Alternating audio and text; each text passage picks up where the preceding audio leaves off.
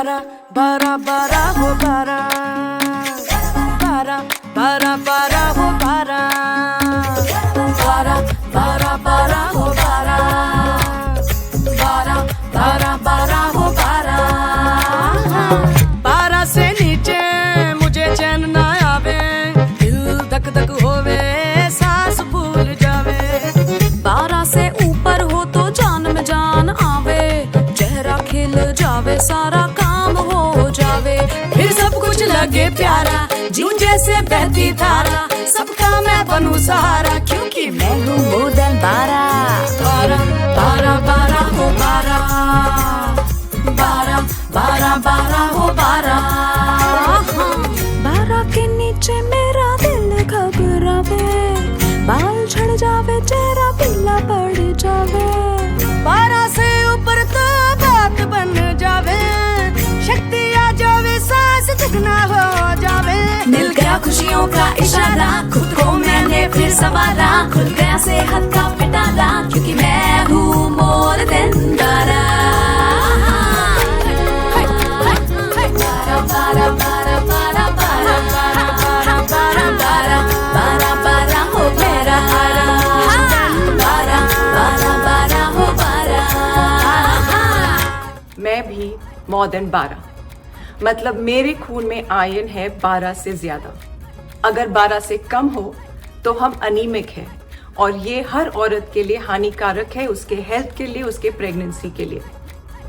Anaemia free India बनाने के लिए पहला कदम उठाइए, ब्लड टेस्ट कराइए। आपके खून में भी आयरन होना चाहिए 12 से ज्यादा।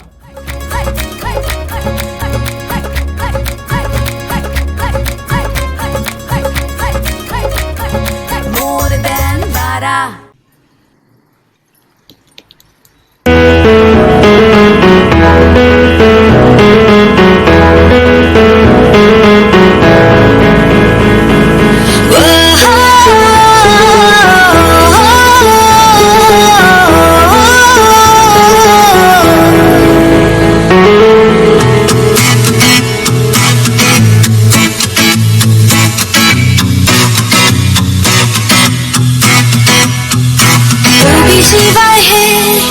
जान हमारी बढ़ाइए मोक्ष ने, शान हमारी OBGY है, जान हमारी बढ़ाइए मोक्ष ने, शान हमारी। हम है इतना दम, करेंगे माता मृत्यु दर्शन, पाँव खाए कसम, हेल्दी मदर हेल्दी नेशन। देश ये सशक्त बनाना है, माँ से ही सारा जमाना है। देश ये सशक्त बनाना है, माँ से ही सारा जमाना है। Emotions, emotions, we are emotions, emotions, emotions, we are emotions। करते एकेडमिक्स, करते हैं फेलोशिप, पहुंचे मुकाम पर आफ्टर मेनी हार्डशिप। दोस्तों में जान बस्ती निभाते हैं फ्रेंडशिप, मुस्कुराते एमोक्सिन, सोचते हैं बॉडी, रहते टिक पर टॉप। फैशन अपना सबसे भारी, SDG अटेन करना अपनी यही जिम्मेदारी। सोनोग्राफी है इसलिए आंख हमारी, करते रिसर्च, सीखते हैं नई बात, हार्ड वर्क फॉर पेशेंट, करते रहते दिन रात। हेल्दी मदर हेल्दी नेशन, यही एक नारा, save mother save child mission है हमारा। संस्कृति बचानी है तो बेटी को बचाओ, करना देश का विकास है तो बेटी को पढ़ाओ। स्त्री की हो अच्छी सेहत, हम सबकी है यही चाहत, नारी का सम्मान करो, सबको ये समझाओ, सबको ये समझाओ। एटॉपिक हो तो है हमारा स्कोप, हर हालत में रखते हैं हाई होप। PUB में लगा देते मेरी ना, we do well against corona. Follow करके फंसे की गाइडलाइन, एमोक्सियन करते हैं सदा शाइन, एमोक्सियन करते हैं सदा शाइन, एमोक्सियन करते हैं सदा शाइन। चाइल्ड बर्थ हो या हो CS सर्विक्स, स्क्रीन करके चुनते हैं हम हाई रिस्क। चाइल्ड बर्थ हो या हो CS सर्विक्स, स्क्रीन करके चुनते हैं हम हाई रिस्क। IVF हो या हो PPH, फाइब्रॉइड हो या हो FGM, वो कभी न होने देंगे टच हम सदा है तत्पर जिम्मेदारी too much हम हैं all time ready पूरी की है तैयारी वो भी जीवा है शान हमारी बढ़ाइए हौसले शान हमारी हम में है इतना दम करेंगे माता मृत्यु दर्द आओ खाएंगे कसम हेल्दी मदर हेल्दी नेशन देश ये सशक्त बनाना है माँ से ही सारा जमाना है Emotions, emotions, we are emotions, emotions, emotions, we are emotions.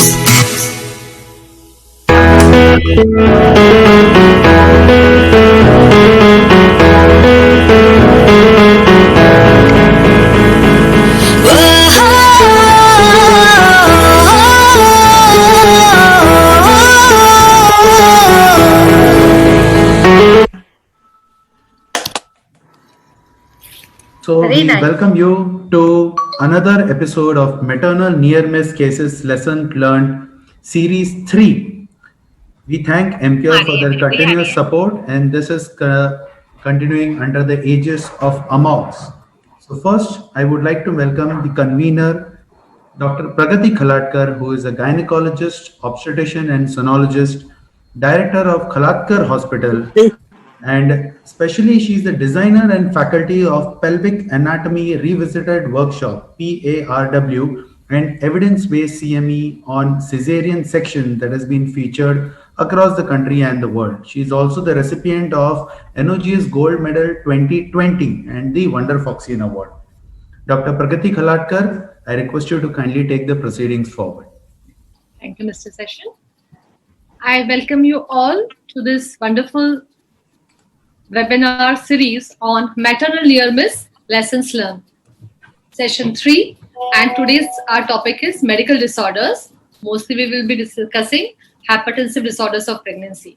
So first of all, I invite today's our chief guest, our ma'am, Dr. Nandita Palshetkar ma'am. She is here.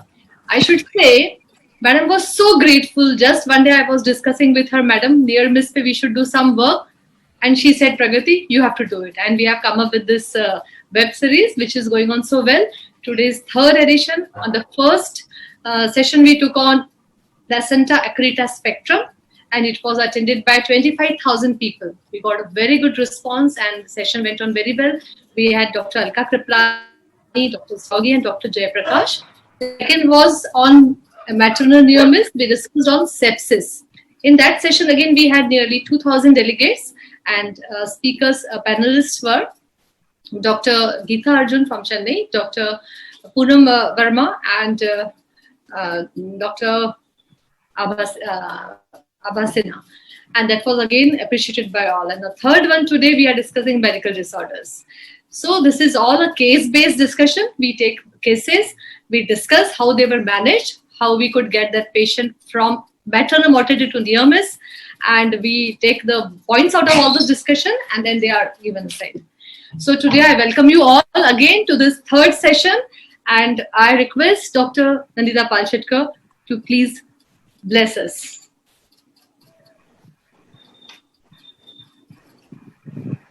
Good afternoon, everybody. I think on behalf of AMOGS, as the president, I'm really happy to welcome all of you all over here today in this afternoon. I think obstetrics is our bread and butter, and when there is a maternal mortality, we really, it affects us very badly. And I think nobody does it on purpose. And there are certain tips if we had them in advance, we would be able to get better results. And that's when, Pragati and me were talking, and Pragati said, Madam, I want to do near miss. I said, that is such a wonderful idea, because it was in my heart, that people need to know about near miss cases and how all you seniors which are there, all our faculty which is coming has had experience of more than 25, 30 years of treating such kind of cases, and they are going to give you their pearls of wisdom.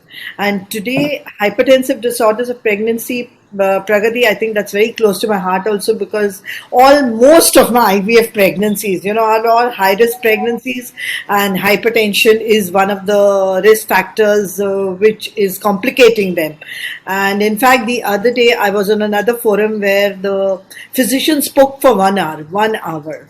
Of course, he spoke very well, but I think what we have is a beautiful mix of speakers. I can see Kavita, I can see Leena, I can see Archana, Mitra, then who else is speaking? Neeta is there. And I think that will give us a lot of insight into how to manage these patients. And also, I hope you're going to discuss the change concepts and how useful Maxulf is, not only as a prevention of eclampsia, but neuroprotection, because here we're dealing with 2 lives. And I really want you all to stress on the well-being of the fetus as well as the mother. So I think as obstetricians, we have 2 lives with us and we need to deal with it.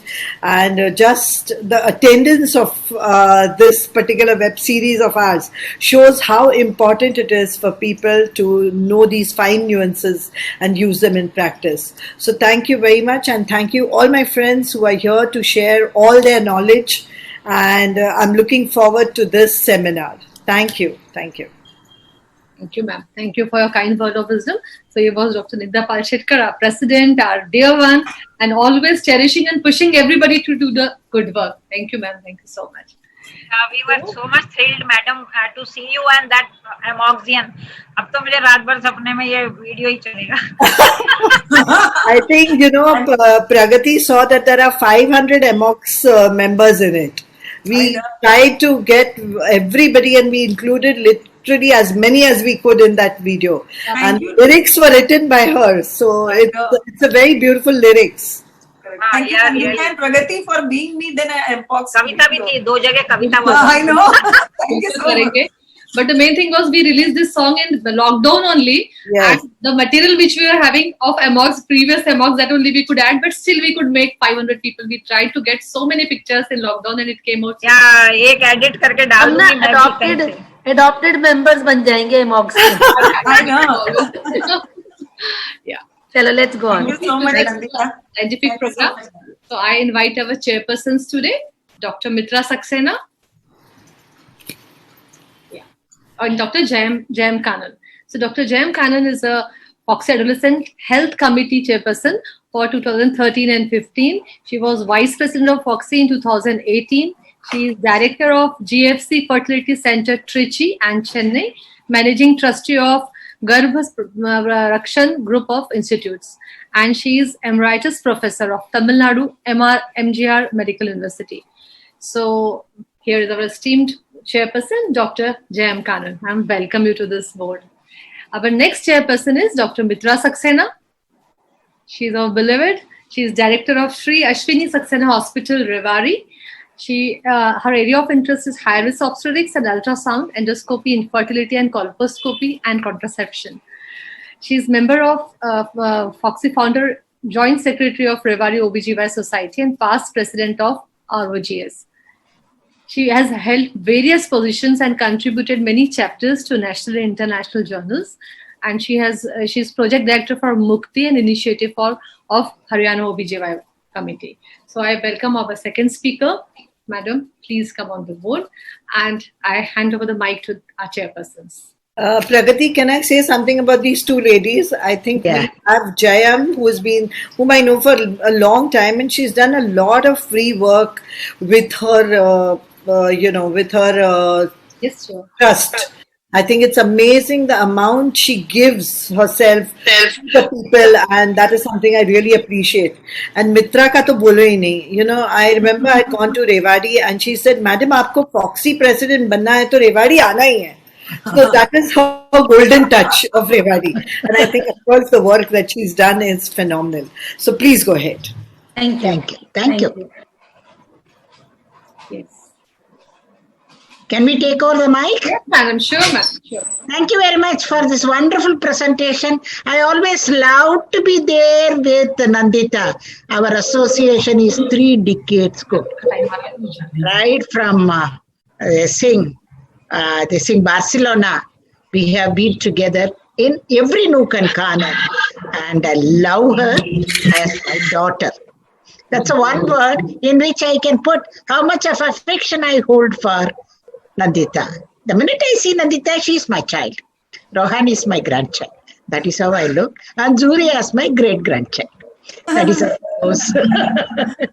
And I'm very happy to be with Mitra, who is a very hard worker, I know. And the 3 speakers who are going to speak today are Kavita, Leena, and Archana, legends in their own field. Kavita, I know more as a vaginal surgeon. I know. Archana, as a more a person with her webinar work and all aspects of obstetrics and gynecology. Leena, I heard, is running a very big. आपने बिल्कुल ठीक कहा. Today हम लोग ना कविता और मी कविता is into the vaginal. Sorry to say, Kavita is more into the vaginal and I am more into the awareness. ये near miss में हम लोग miss करते हैं. A high risk delivery unit, which is very important when we talk about near miss situations. And can I introduce Dr. Kavita Bapat? Sure. I'll leave the next 2 persons introduction to Dr. Mitra.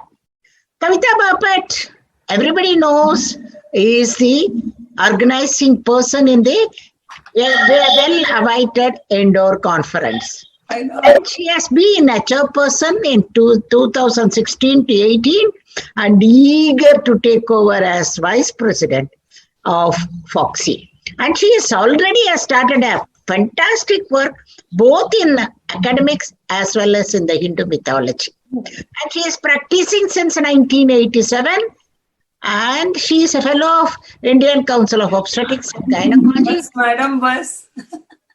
Innumerable honors and awards the last 3 decades of medical service from adolescence to geriatrics. She is highly experienced in minimal advanced invasive surgery and also in maximal invasive surgeries. Also, that means she is into every proportion of the abdominal part whenever it is required, be it an endometriosis of grade 4 or a malignancy. She has now, I think she has performed the highest number of hysterectomies and she has served 1 year of the governing council and 3 years as chairperson of the breast committee. And she has got about 15 years of experience in DNG and DGO.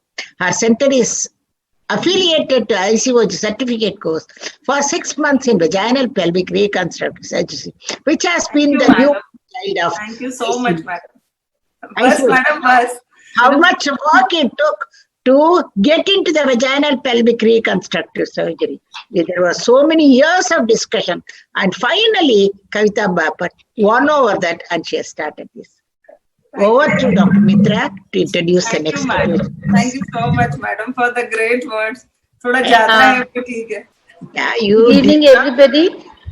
Thank you, AMOGS. Thank you, Dr. Nandita. Thank you, Dr. Pragati, for having me on board as a chairperson. And I personally feel that whenever we are involved with the webinar, then every time we go back more, empowered and educated. So I take this opportunity to enhance our own knowledge. And I have the pleasure of introducing my very sweet friend, Dr. Archana, the smiling lady of Foxy, ever ready to help everybody.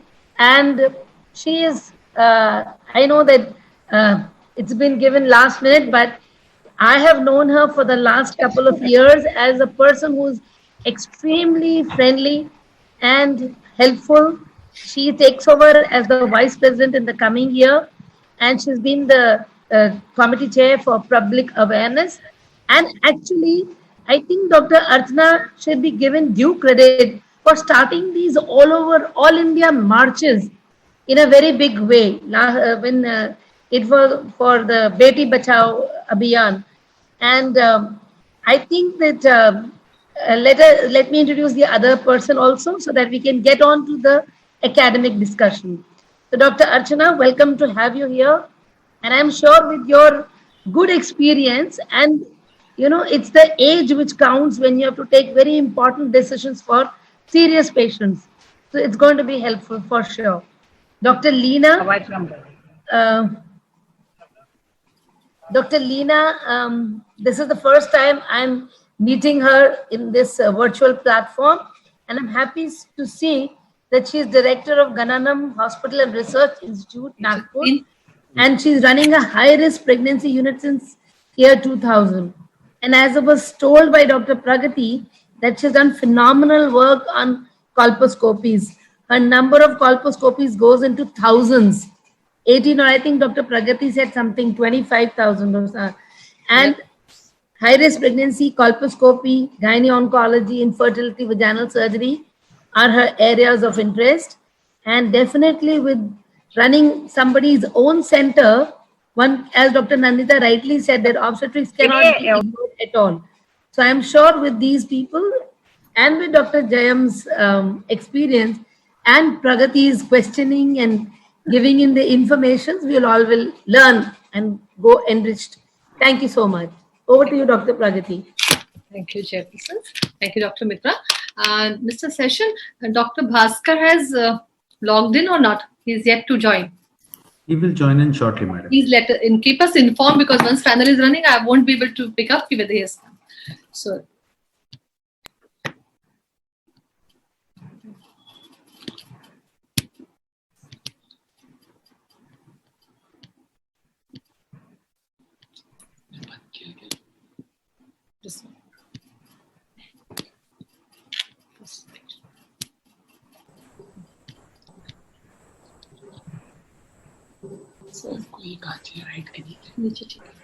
This is also fine, this side.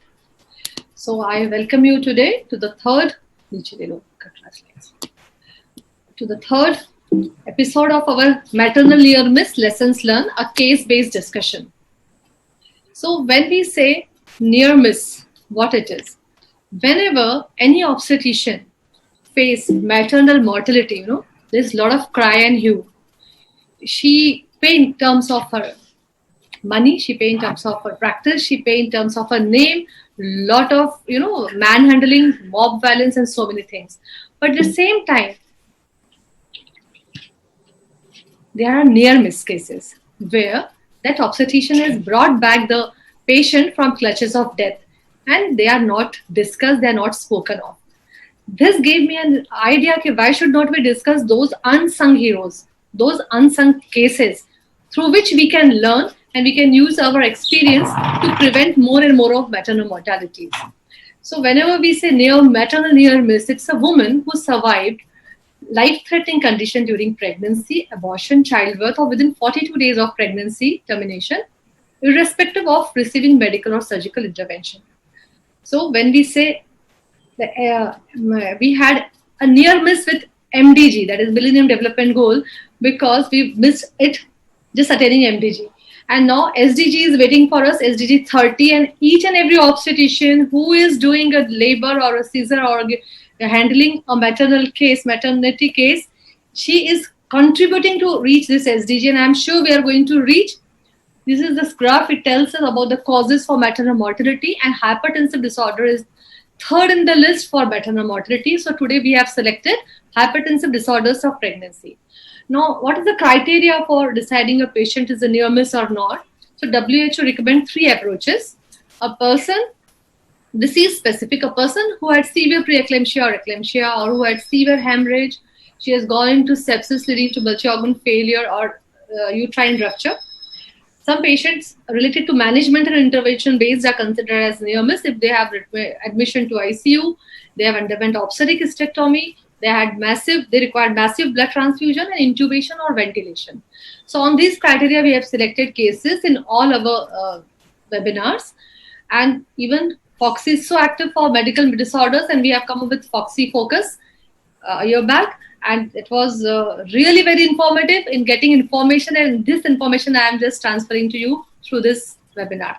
So hypertensive disorders are a spectrum of disorder ranging from chronic hypertension in the index pregnancy to complex multi-system organs leading to eclampsia, HELLP syndrome, acute hepatic or renal failure, pulmonary edema, or it can present with stroke or cardiomyopathies or left ventricular failure. Incidence are 19, among all maternal death, 19% deaths are due to hypertensive disorders. And incidence of preeclampsia is said to be 10.3% in India. Global incidence is 3.8. And the recent update, that is 29 July 2020, it's saying it remains the leading cause of maternal and perinatal mortality and morbidity. So how you classify hypertensive disorders? So as all of you know, it can be chronic hypertension with pregnancy, where the patient was hypertensive before she conceived, and she is a chronic hypertensive patient and then she lands up in pregnancy. Then there is gestational hypertension, where she developed hypertension during pregnancy, but there is no proteinuria. Then there is preeclampsia, where there is a triad, as all of us know. After 20 weeks, if you have hypertension, proteinuria, and edema, then it's preeclampsia. Superadded with convulsion is eclampsia, and then there is superimposed preeclampsia on chronic hypertension. Nowadays, we don't use a nomenclature as mild, moderate, or severe. It is said preeclampsia without complications and severe preeclampsia. So what is the pathophysiology? It is all inadequate trophoblastic invasion and defect in remodeling of spiral arteries, which leads to systemic inflammation. And this inflammation causes microangiopathy and affecting all the organs of the body.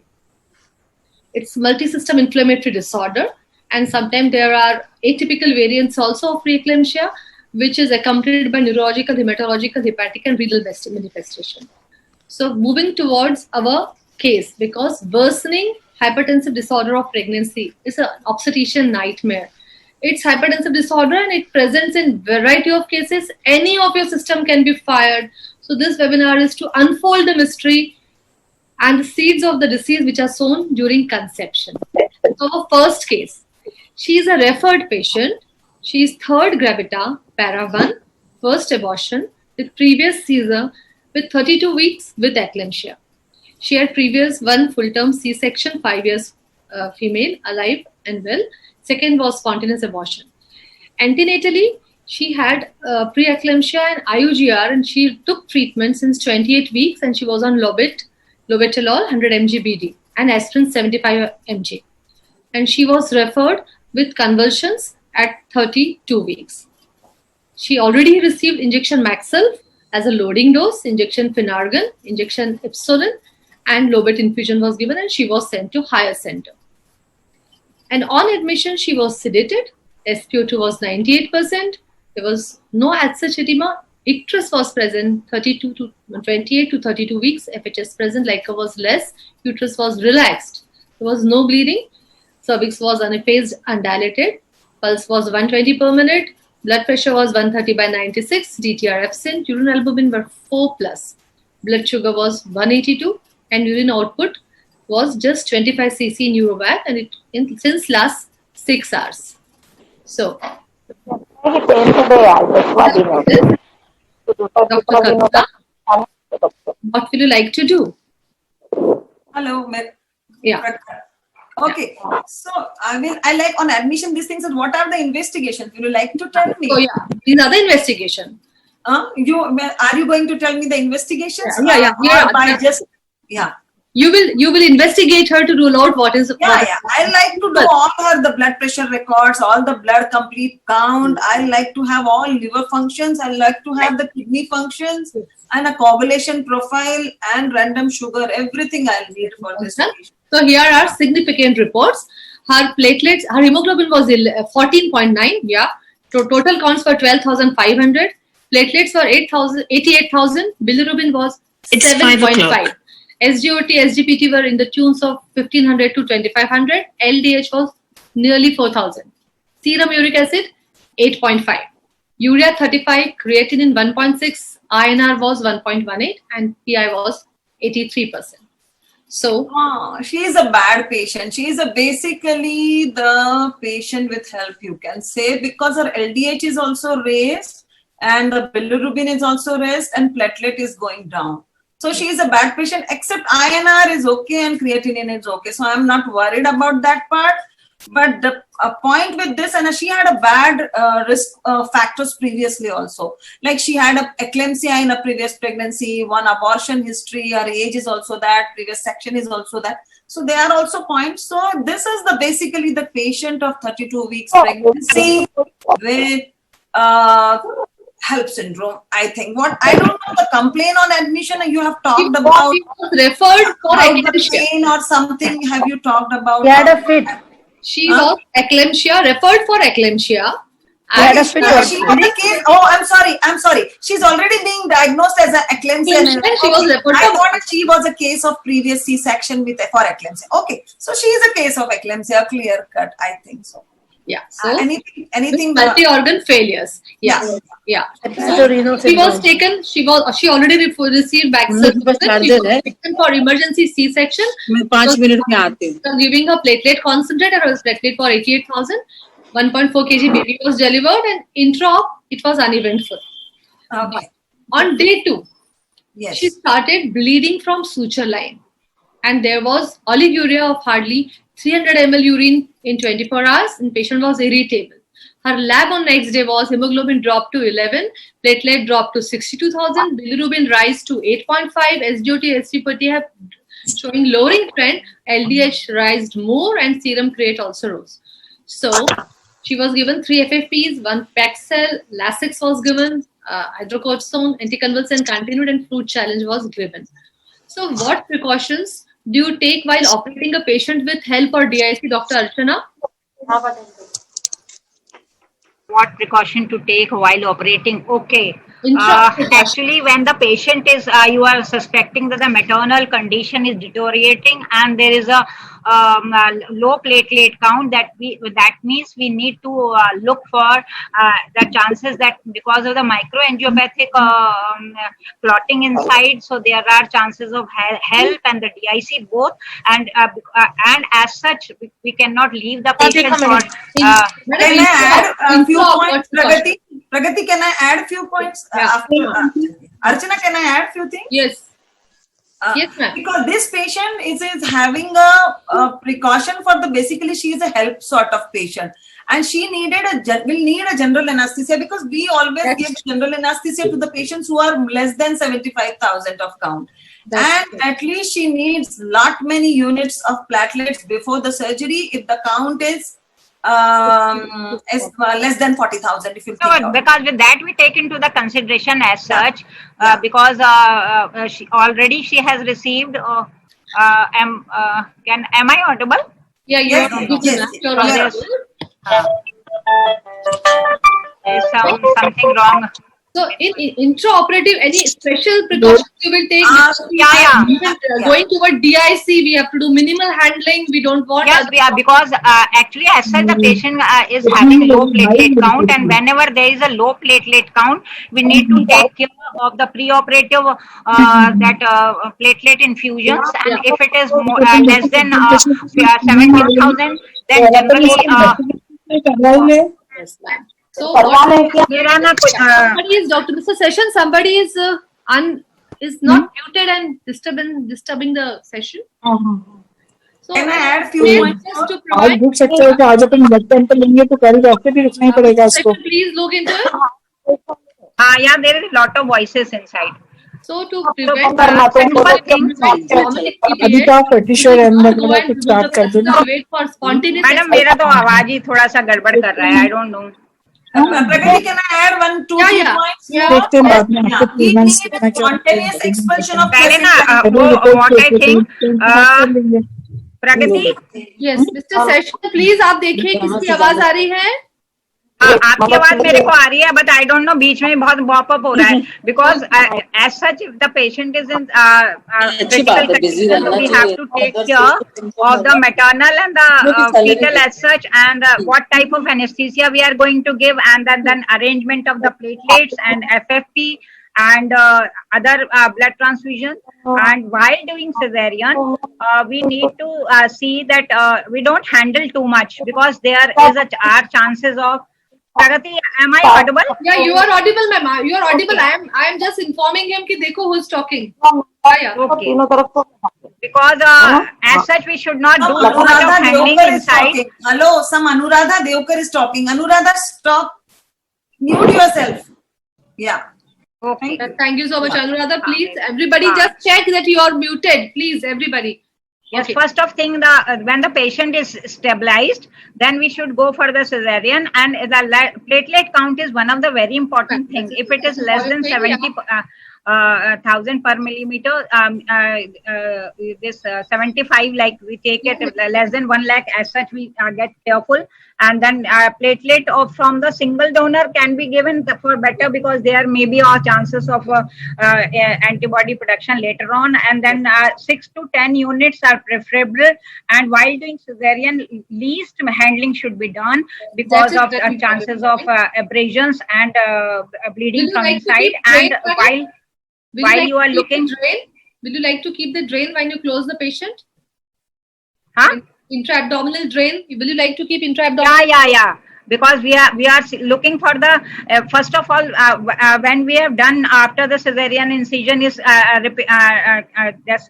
closed, then look for the any subdiaphragmatic hemorrhage also, and the liver should also be gently palpated, and then that drain. Even in cesarean, there is a last that vesico-vaginal peritoneum we leave, because there may be a chances of hematoma formation later on, and beneath the sheet we can give that drainage. And even while doing the skin and post-operative very careful monitoring is very necessary, and ready blood transfusion. Very important for any patient who is having severe preeclampsia. Dr. Leena, there was oozing. What will you do for a patient who is oozing on day 2?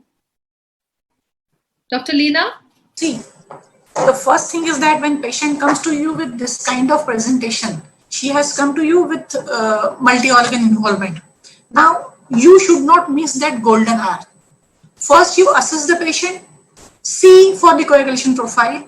What we do in our setup is we do BT-CT of these patients. If BT is prolonged, I know I have to arrange FFP before the reports come. If CT is prolonged, I know I have to arrange for platelet concentrate, preferably SDP, so that I don't miss that golden hour by the time my lab reports come. Then I would like to terminate the pregnancy as early as possible, stabilizing the patient hemodynamically and hematologically as well.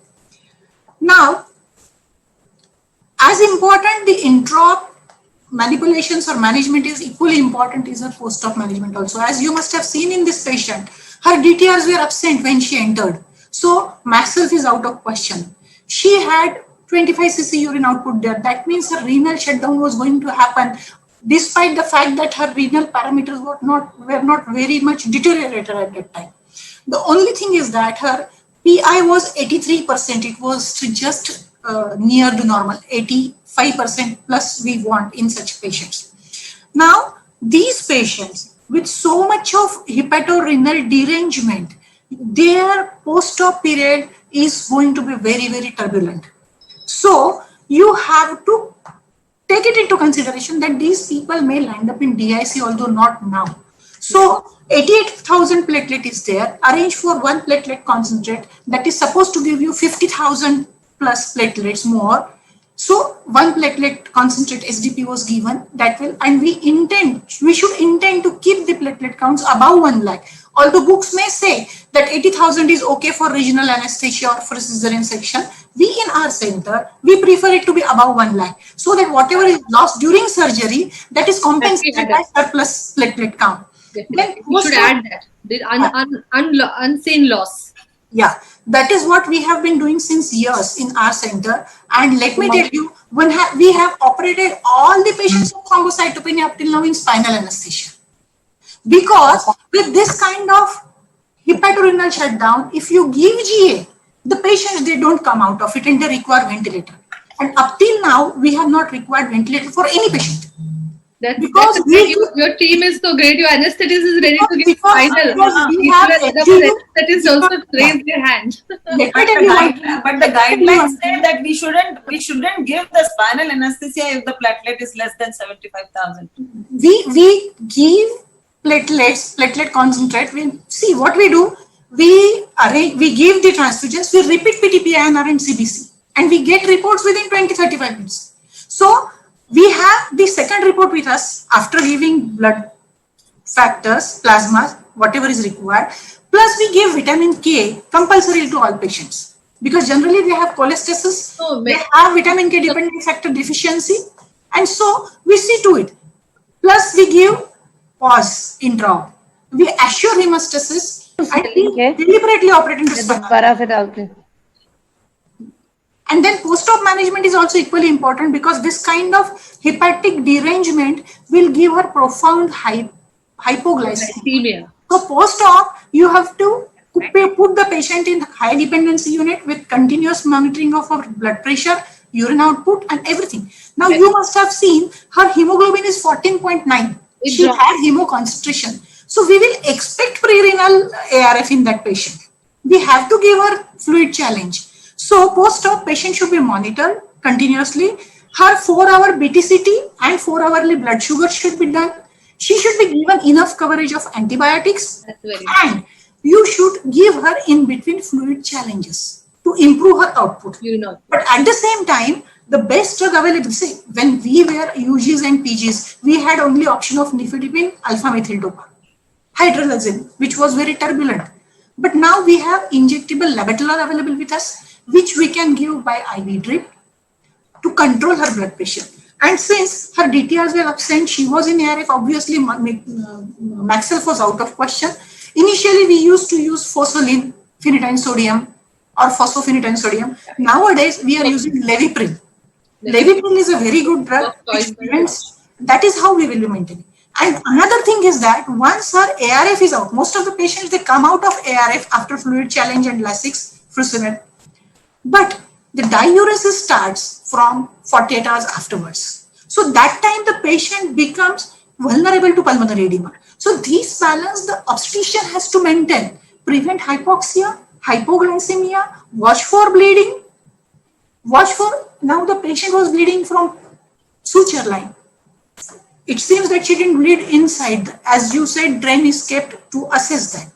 Nothing is mentioned, that means she might not have bled intraperitoneal. But then you need to keep a watch on her output, see the status, because you are giving so many plasmas, that is going to deteriorate her kidney function more. The more plasmas you give, FFP, platelets, she will have rise in her urea creatinine levels. But as long as she pours out the urine, nothing to worry. It reduces subsequently with the increasing diuresis. We can say this patient came with eclampsia, with hepatorenal failure. She was not in DIC, she was operated upon, and then she shifted to DIC also, and she started presenting her DIC. So we all should know how to correlate lab finding with clinical findings. That is all. What signals are given, just see the lab is not done. We have to, we should have a foresight that this patient, we should predict what things are going to happen. Even sometimes maternal conditions are much more predictive than the lab. Actually, may I add one thing? In this patient which has been presented by Dr. Pragati, the important point is not just HELP syndrome. Not just the lowered platelet. Her bilirubin to begin was also high, and her enzymes were so high, and her, although at the outset the kidney functions were fine, but she had albuminuria. We should have anticipated that she is going to go into hepatorenal failure. So we are worried about the coagulation profile, whereas it is the multi-organ failure which will be the reason for her morbidity. She can end up into the encephalopathy also. Dialysis, we have to be prepared to maintain the patient for the time the liver is going to take to come back. So actually that is the main thing, that not just lowered platelet counts, and we are afraid only for hemorrhage, whereas that we can maintain by adding on platelets, but we have to subside the time of liver failure to recover and renal damage to recover. We should be worried about encephalopathy also. She can end up in encephalopathy. Yes, exactly. This patient was multi-organ failure on day 3. And see the urea has gone up. Her urine output improved with steroids, vitamin K and epsilon and all. And on day 4, she had weakness in right lower leg. She had right monoparesis. Then nephrologist and neurologist was woven in. MRI was done and which said it was a press as well as hypertensive encephalopathy. Urine output though improved, she was put on low molecular weight heparin and she received 6 PRCs to correct anemia and she was discharged on day 9. So again, this patient was very critical. She kept going onto the cliff and being brought back. She had every complication of hypertensive disease of pregnancy and she just kept returning back. Yes. Yes. Amazing patient. An orchestra, if one chord is touched, slowly all it goes off. Yeah. So we have done about how the multi-organ failure has, it's very well told by Dr. Leena. Anything to be added for obstetric management? Anybody want to add something? That was right. Yeah. The idea is only to terminate the pregnancy and manage the baby in the nursery. Yeah. That's all. So when it's severe preeclampsia, we have to monitor that there is, we know that there is severe hypertension with proteinuria and there is hypertension with severe proteinuria or severe hypertension. And it is multi-system involvement. The parameters we should look that she should pass 500 ml of urine in 24 hours. Platelet should be, thrombocyte should not be less than, should be maintained at 1 lakh level. Abnormal liver enzymes have to keep on monitoring because hepatic epigastric pain is a very warning and ominous sign. She might be developing subnecrotic subcapsular hemorrhage and she present with tenderness, and when you're doing a section for such patient, just have a look as the abdomen is open. Headaches have not to be ignored, and IUGR is a very important indicator for impending severe preeclampsia, that too early onset. So, Dr. Leena, want to add about screening of HDP? Can I add one thing, Pragati? Yeah. We saw on day 2, her hemoglobin was 8.5. We are discharging her on day 9. That is one question on going home. In between that 7 days, are you going to do anything else or on advice? Secondly, the role of steroids. We have just one word I saw, F-call in previous. Yeah, steroids were given to her. We give it to the audience. Regarding the hemoglobin level maintenance on going home and regarding giving the steroids and how to taper it before she goes home. Anybody want to add? Can I say the screening of HDP you want to add with the along with uterine artery PI, we should do the PAPES test in a first trimester with a nuchal scan as a double marker. There are several markers because it's not being mentioned over here. That's why I'm asking of you. We will be discussing in later part what are the predictors for PIH. Yeah. One thing I would like to add, Pragati. Yeah. As we saw this patient initially, the first patient which was brought in eclampsia with hemo concentration. So initially only her hemoglobin may not be that high. That 14 point something must not because of hemo concentration. Gradually what happens after 48 hours, the extracellular fluid starts coming inside, pulling inside the vascular compartment, and that is why patient gets hemo dilution. Now, why the steroids must have been started? Because whenever within 48 hours, if patient doesn't come back after termination of pregnancy, you have to revise your treatment diagnosis of preeclampsia along with thrombocytopenia, because there are so many, in such a turbulent case, the diagnosis is always retrospective, whether it is severe preeclampsia, eclampsia, whether it is HELP, whether it is TTP, thrombotic thrombocytopenic purpura. Wherein you have turbulent picture like this, although renal, and here the renal parameters deteriorated. Isn't it? The renal parameter deteriorated, urea went up to 77 and creatinine was 2.4. But the only good thing was that she was pouring out the urine. So the obstetrician must not have been much worried about it. So one thing is to tame down the inflammatory response. Steroids, F-Corlin, 100 milligram TDS was started. Then the DIC part was covered with FFP and 1PC because 61,000 was the platelet on day 3 when that catastrophe was there. And gradually the patient improved in terms of urine output. So when we saw her last reports, her KFT was almost normalized and her hepatic parameters, SGOT, SGPT also came down to 93, 92 something. On day 6, she required only one PRC to improve her hemoglobin, which was around 8.5. And after settling down her BP, the patient was referred back to primary obstetrician. So that is the beauty of it. When you operate the patient under spinal anesthesia, the recovery is fast. Because all the drugs, ventilation, sedated patient, so many hepatotoxic, nephrotoxic drugs pushing inside the patient body, that prolongs, increases the morbidity. Very true. Very true. Very true. So What, you nicely Dr. made out the Pragati, point. basically what Lena we made need out the to- point very clearly that the pre-delivery 14 grams should not be correlated to a loss of blood when you get 8.5 48 hours after delivery. It shows that the hemo concentration has now come down to an ordinary level. It does not mean the patient has bled to an extent of 2 to 3 liters of blood to bring down her hemoglobin from 14 to 8.5. Everybody has to note, and they should not rush to think of any blood transfusion. The hemolysis was continuing. Her LDH was just to give a knowledge to the audience. So we have to titrate between the hemolysis, and I will think that this is a severe version of preeclampsia because it was not recognized in time at primary level. The conditions deteriorated because what we see in preeclampsia, as Pragati showed the previous slide, preeclampsia, severe preeclampsia. See, the traditional definition of preeclampsia was hypertension, proteinuria, and edema. Subsequently, it was found that 38% of eclampsia convulse without prior PIH, proteinuria or hypertension.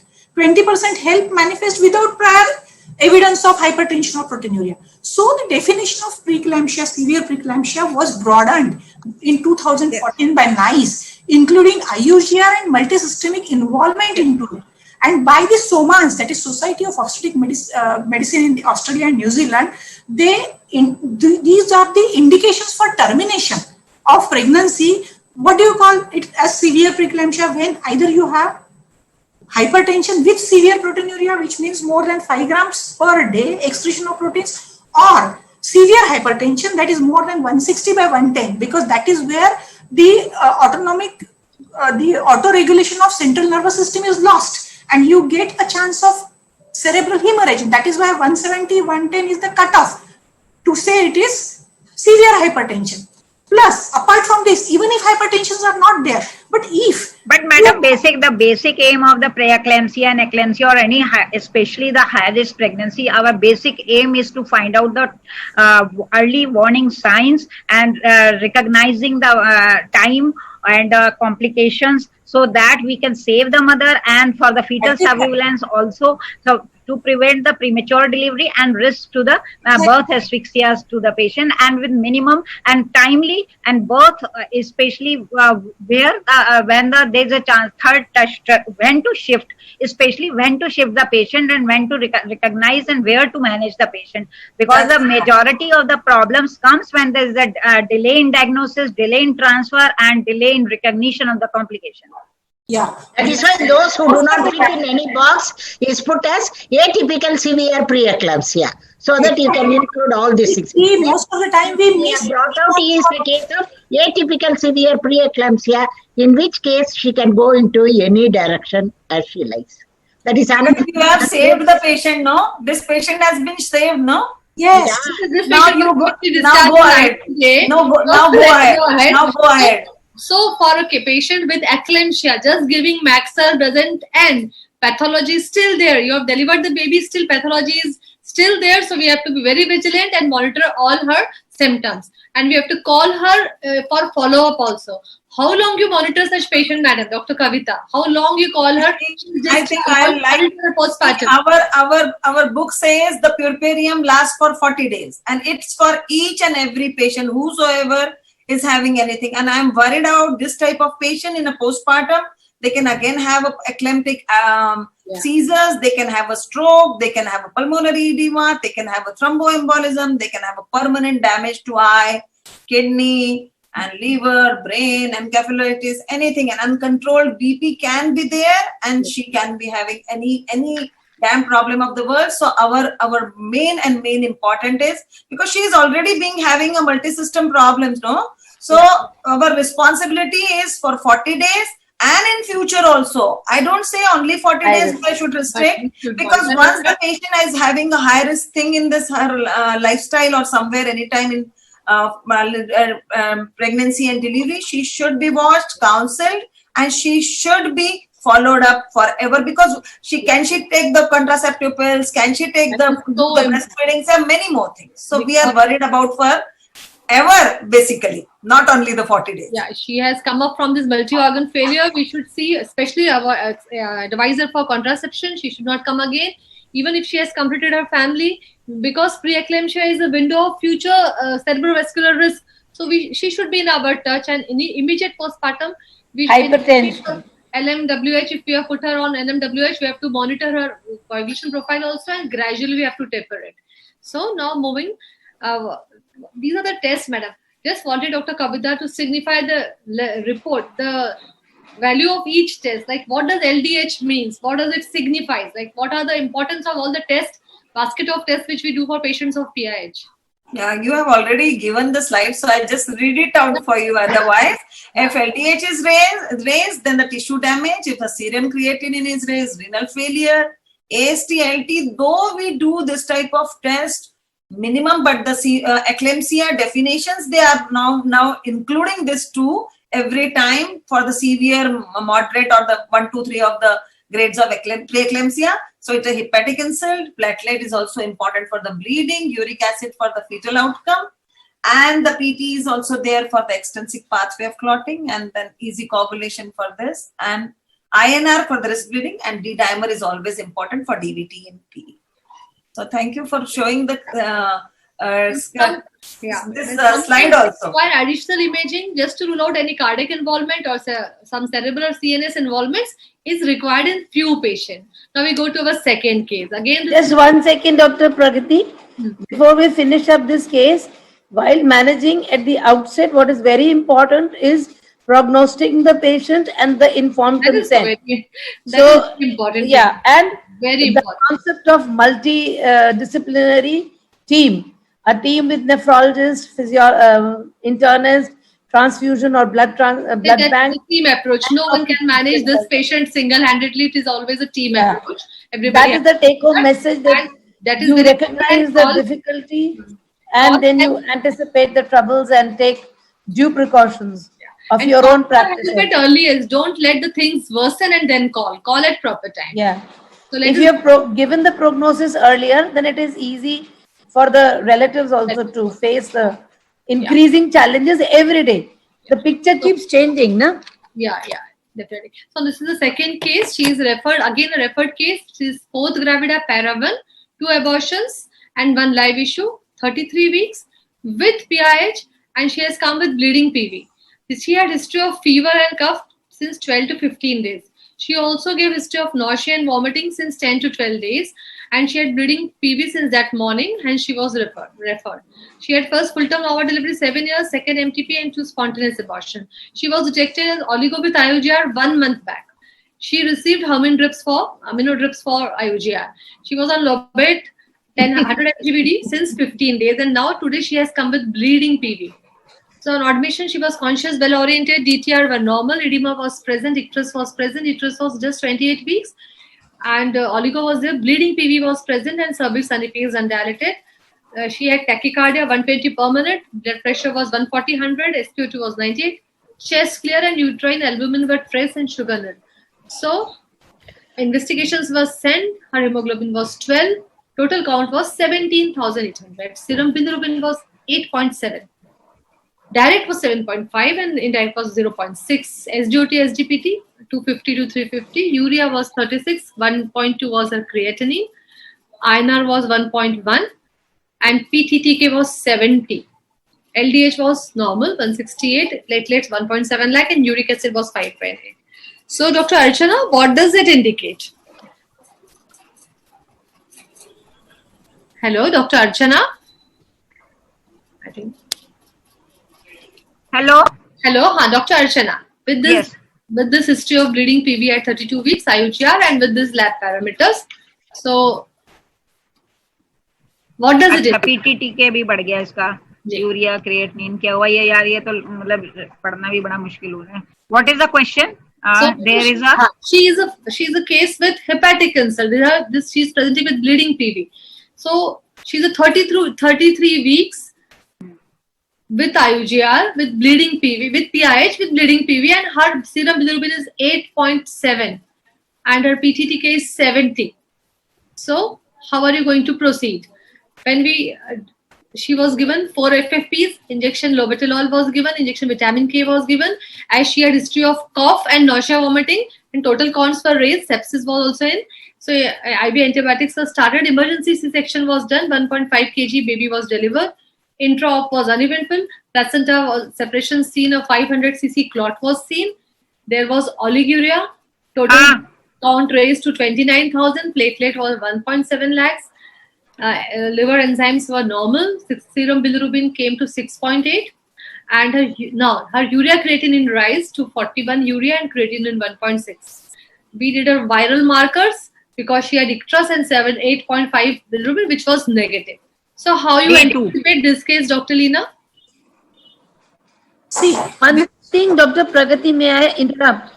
Her bilirubin is very markedly high and her enzymes were not high. What were her symptoms in addition to high blood pressure? Did she have itching or any other reason? She had nausea. Yeah, she presented with nausea and vomiting since 10 to 12 days.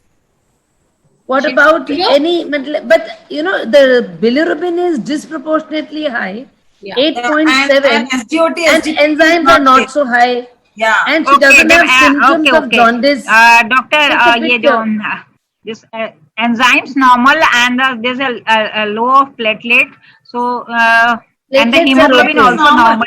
So hemoglobin is also normal. All the thing is looks like a thrombocytopenia. Yes, I think no. I think something else to her, because SGOT, SGPT has not more, and I think some hepatic involvement is there somewhere. Yeah, I don't know, whatever it is. I think. अच्छा, emergency LSCS भी हो गया. हाँ, because she came with bleeding PV. Urea creatinine. Dr. Leena? What happens? This patient came with a minor of 8 months. That almost corresponds to. No, platelet भी normal है. And she was diagnosed as a case of IUGR by the primary obstetrician 1 month back. And there, 15 days back, she was diagnosed as a case of, PIH, early onset PIH, mild PIH rather, in the tune of 140/90 with albumin-only traces. Now, the patient was referred to the higher center with history of bleeding. Before that, she had fever and nausea and vomiting since last 10-12 days. So when patient enters, you see icterus for the first time, which was not there with the primary obstetrician. Plus, her platelet count were normal. The only thing is that her direct bilirubin was more, not the indirect, what we expect in hemolysis. But apart from that, she has SGOT, SGPT in the tune of 300s. Yeah. One more factor is that her PTTK was prolonged, that was 70. So, TLC was 17,000 something, which was on higher side. Patient had history of cough and fever. So now, obviously, when such patient comes to me or anybody of us, we will think whether she is really obstetric, emergency, or she is having hepatitis. Medical. That's what we will think. Yeah. But if it is viral hepatitis, her TLC should go down. What we see in hepatitis, A, B, C, D, or E. Unlikely, her TLC is on higher side, but she comes with bleeding, with 8 months amenorrhea, accidental hemorrhage. Previous normal. So first floating head placenta previa ruled out. That means you have to take that patient for Caesar. Now the question is, why not normal? First was normal. With this kind of PTTK, you don't want to lose that golden hour, because the situation now is we have to take out the pregnancy, baby and placenta. We will look after the liver and other things later on. Creatinine was 1.17, that is also on higher side. So correcting her DIC 0.8 to 1.1 is, that is what we showed in the initial side. It's slightly, creatinine is 1.27, that is on higher side for the pregnancy. 1.8. No. Yes. So that's why the pregnancy was terminated, and subsequently it was proved that gradually her liver functions came down to normal. That's what we saw in second slide. So both the times what we saw is first patient also had IUGR, this patient also had IUGR. So that means the progression of preeclampsia is always very unpredictable. It can progress from mild PIH to multi-organ involvement within hours or within few days. That means IUGR along with mild PIH, even though mild clinically, we should not take it lightly. You should scrutinize the patient thoroughly. Pragati, C-section being done, but you have removed the 500 ml of Blood. I think accidental hemorrhage was also there, no? She came with bleeding PV. She has come with bleeding PV. This patient has come with bleeding PV. But this is the reason for the C-section. Why to do normal delivery in this case? She was taken to C-section. There was Okay.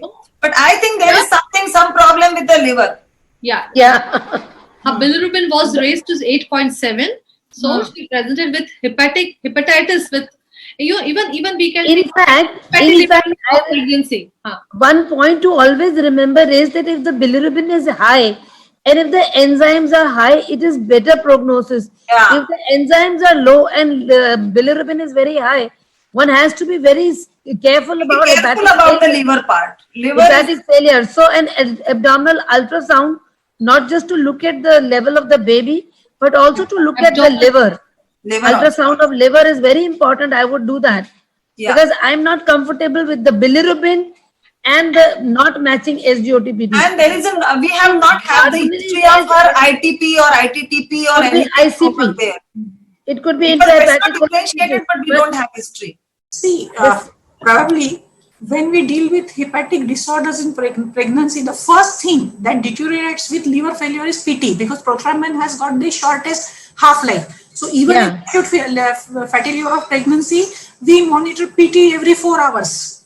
Here, PT is normal, only PTTK is prolonged. So retrospectively, if we think, probably she might be having cholestasis, which was not diagnosed previously, because without any manifestation of severe hypertension, no obstetrician goes for LFT. Probably with the we are doing LFT. In all cases of LFT, KFT has to be done. There is a level of LFT and KFT is mandatory. Do we do LFT and KFT for all ANC patients? For all HDP, hypertensive disease, we are supposed to do. HDP patient, we are supposed to do the LFT. We are supposed to do the kidney test. We are supposed to do the LDH. We should do the uric acid and all. At this moment, I will like to invite Dr. Bhaskar has joined. Dr. Bhaskar Pal has joined. Can I see him, Mr. Session? He has just joined. I got a message. Mr. Session? See, what is important in HDP is not albuminuria or uric acid, but what is important is symptoms. So if we, that is why now LFT, KFT have to be done to know the condition of the liver and kidneys.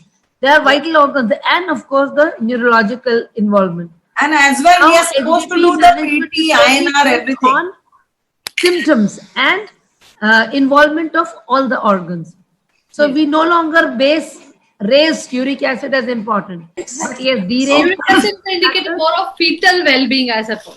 Fetal well-being. It indicates about but uric acid is not being given any substantial importance. It only tells you about the progression of the disease. Uric acid only tells you about but Dr. Leena. But Dr. Leena, it is not taken into consideration for the management part. Exactly. The management part still depends. You have to terminate the pregnancy if the mother's condition is deteriorating, or you have to terminate the pregnancy if the baby's gestational age is already mature. So that uric acid cannot be the important parameter. Albuminuria and uric acid are two things which are no longer given any importance in management. And even for the progression, patient may be having no albuminuria, but if her platelets are lower, if her enzymes are higher, if LDH is high, if she is having symptoms and a high blood pressure, she needs to be managed as per the severe PIH. That is very clear. So the take home is there should be a low threshold for any patient of PIH or any patient presenting for the first time in third trimester with nausea and vomiting for doing LFT. LFT should be done LFT, LFT is who come with new onset nausea vomiting in third trimester. That is the learning point, for nausea and vomiting at this time. Right. And she had a fever and a cough which year? In the 2019, no? Not now, no? Otherwise, COVID. And if the patients have altered LFT, we should also look for the blood sugars because they'll end up in hypoglycemia when liver involvement is there. So blood sugar has to be monitored. And whenever giving all NSAIDs, also we have to restrict drugs when our hepatic functions are deranged. We are giving so many drugs. We have to be careful that she should not worsen. Some points in the management of that patient, the one which you mentioned, that she was given Hermin and the dose of the labetalol. We can discuss that in a greater detail whenever you want. So just let me know, how will you manage a patient with what low dose of labetalol will you use to initiate treatment in a patient who is detected with hypertensive disorder, say in 26 weeks. Let us take. How you start? At 26 weeks, she's having all these complaints or what? No. Madam wanted to discuss dose of labetalol. So I'm asking if a patient... Okay. Yeah. Not forget this patient, on in general. How will you give the dose of labetalol? How will you start? Initially, we used to give alpha dopamine. Nowadays, though it's not available, and that was such a good drug and with less of side effects. So how you monitor or how you start with labetalol? Labetalol is a good drug. Are you taking it or I will answer it? Mitra is going to answer so that I can give my expert comments. You can add whatever is lacking. Yeah, sure. So labetalol is considered very good drug because it is alpha beta both blockers, and it starts with 100 milligram, and we start it 2 times or 3 times a day. The cutoff for blood pressure is 160 by 110. So we start at 100 milligram BD TDS. If the blood pressure does not get controlled, we can increase to 200, and finally we can go up to 2.4 grams. That's the highest dose we can go. Our aim should be single medicine control. So you go from BD to TDS to QID and keep increasing in denominations of 100 milligram. And in case it doesn't get controlled, and of course it will not go suddenly.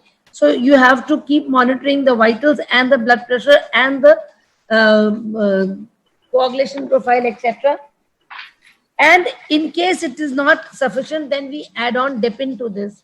So 2 drugs maximum. And in the meantime, we should have given steroids for lung maturity and consider Magself if the blood pressure is uncontrolled and if we are planning for termination. So basically, we should not do a half-hearted effort of controlling the blood pressure. 100 milligram BD is no dose actually. So we have to take it slowly, increase it, and safely take it. We can take maximum 2 grams. Even it is mentioned that labetalol lead to fetal bradycardia also, or hypoglycemia. We should be worried about that side effects, We should be very much worried. Sometimes the headache is due to BP or due to the labetalol and a dizziness also. And the worried about the nausea also. Sometimes there is dyspepsia, sometimes there is dyspnea. So all should consider when we increase or titrate the dose of giving the labetalol and slowly, and we should consider and ask the patient, and there is a dyspnea also. So labetalol is being given enormously, and it's a best drug available nowadays. But what I always feel that the side effects should not be confused with the blood pressure problem or the drug problem. In fact, nifedipine causes more of headache, and for nifedipine we have to use it orally, and there's now no role of using it sublingually. No, this is so very important. So now moving ahead, what are predictors of PIH? Can we predict at the earliest? Yes, Doctor? Can I put this point? Yeah. The most important predictor which I always feel about preeclampsia is the maternal history of that patient, All the risk factors should be considered right from the previous preeclampsia, previous early onset of PIH, less than 34 weeks, or she is having some history of chronic kidney disease, or she may be an autoimmune disease like SLE, and she may be being treated for the antiphospholipid syndrome also. And in the first pregnancy is more than 36 years of the age. This patient should be considered. And there are, I don't know, I'm not sure about it, but the family history of preeclampsia also, like a mother had a preeclampsia, a daughter can have a preeclampsia, and sudden weight gain, any infection during pregnancy, and gestational trophoblastic diseases should also be considered. Multiple pregnancy, always I talk about, BMI more than 35, and that's what. And a first booking BP is very, very important. See this is the maternal part. Can I say something? Gestosis Society has come out with what is called a gestosis score. Mask लगा के रखो गाड़ी कैसे चला रहा है Gorak has come out with a मत चला शांति से चला. And sometimes the triglycerides raised in body. So many maternal factors that we should consider. But the other thing exaggerated immune response in any form. Yeah. But socioeconomic status is also important, and drug abuse. Drug abuse is also, drug is in fashion. If she's taking cocaine, she's taking amphetamine, whatnot, then we should be worried about this type of issue. So maternal part is very, very important. Can you put all these things in that gestosis score of what has been put to the while going through, I find, primary paternity. You know what is primary paternity? She's getting pregnant for the first time with a new partner. Yes, the new partner paternity is also very important. Yeah, that is also So actually, now we have very good screening program for PIH. So with all the predictors which Dr. Kavita has already enumerated, so there is a basic risk factor for every woman, basing on her demography, her age, all these history points. And when we combine it at NT-NB scan with the uterine artery PI, that's a risk factor. Important because biochemical and physiological. PIH is a disease of the improper vascularization of the placental bed. So raised PI is a very, very sensitive marker for impending PIH. So all the patients who are having this NT-NB scan, the uterine PI has to be mentioned. I see. And then, please let me finish it. So when we combine it with the platelet growth factor and dual marker. So a decreased PAPA or platelet growth factor abnormalities, they calculate the risk of a woman to develop PIH. And that is also early on. I systematically, after evaluating the maternal factor, then go to the pregnancy. So at the early pregnancy, 9 to 11 scan and PAPA, uterine artery PI are all important. And platelet growth that is called gestosis. So now you have predicted the patient a case who can go in PIH, HDP. What preventive measure or prophylactic measure will we take? Dr. Kavita? It's always an exclusion criteria. See, if I am worried that so many maternal factors are there, her MAP is also troublesome, her PI is also troublesome, and all those things. But nowadays, they just put a simple, this type of patient on aspirin and wait and watch, and that's all. Because giving so many medicines and so many things to this type of patient is the worst, and they can end up in anything. So just a simple aspirin. I'm going to bring this point only. We have to give aspirin to have the prophylaxis of 75 milligram OD to be taken at bedtime. And the role of, and even calcium 2 gram they have advised, it has to be given in the patient calcium deficit. But rest of the thing, there are no theory to suggest use of magnesium, selenium, zinc. They are though used, vitamin E, vitamin C. It's a waste of time. No role has been proved. No, not at all. No substantial role. No substantial. Hospital prophylaxis has to be given to these patients, and you have to give it till term. And sometimes you will require, if patient has immune modulated disease, or then you have to add patient on LMWH if she has a bad obstetric history. And preeclampsia can be early onset or late onset. Dr. Leena, you want to add something? Yeah. See, the main thing is that, as we have rightly said, it is the improper trophoblastic invasion that leads that sows the seeds of HDP. Now, as we always say, it is the abnormal trophoblastic invasion plus exaggerated maternal inflammatory response. Now, basically, this is all immunomodulation. In pregnancy, the T helper 1 response is suppressed and Th2 response is elevated to accept that pregnancy. Whenever maternal immune system refuses to or resists to succumb to immunomodulation of pregnancy, you get abnormal implantation, and it's the manifestation of in single spectrum, whether it is RPL, whether it is recurrent miscarriages or abortion or IUD or preeclampsia. So whenever you want to start any prophylaxis, I mean any preventive measure like ecosprin, aspirin or low molecular weight heparin, start it from the very early stage before 16 weeks of pregnancy, because the placentation begins from the implantation till the first half of mid trimester. The trophoblastic invasion of, and that is the reason why, because if the serosa and muscularis layer of spiral arterioles is not eaten up by trophoblast, you will feel resistance there that will be transmitted back to your uterine artery, and that is what is you mean by biophysical score for your screening. Same is that of placental PLGF and SMA soluble FMT like tyrosine kinase, what we take that ratio. But it has been seen that none of these withstand the test of predictors individually, and that is why we have combined the maternal history, because maternal history gives you a better idea than these two biophysical and biochemical factors. They can guide you to start the preventive measures, but they cannot predict you how long you can extend the pregnancy. So if you want to give better outcome to the patient, start with ecosprin. Sometimes in patients like APLA or previous history of eclampsia help, you may have to start LMWH also from the beginning, because auto amputation of blood vessels takes place at the time of implantation, and that is the reason why you land up with preeclampsia or eclampsia in future. So that is the basic. So if you want to stop this, see all these things, whether it is APLA or whether it is SLE, the basic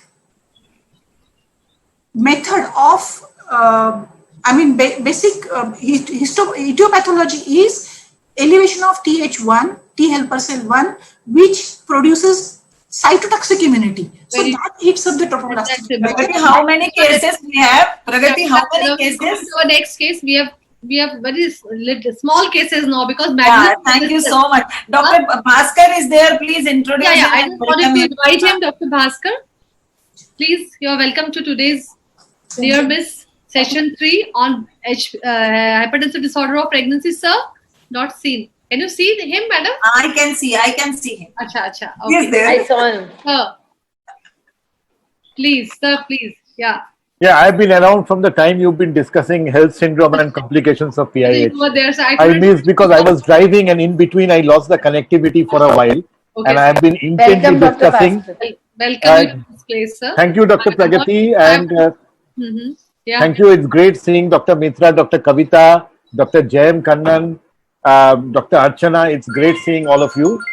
And thank you, sir. Thank you. I'm actually I'm becoming impatient to participate in the discussion, but I won't today, because today I'm only a guest.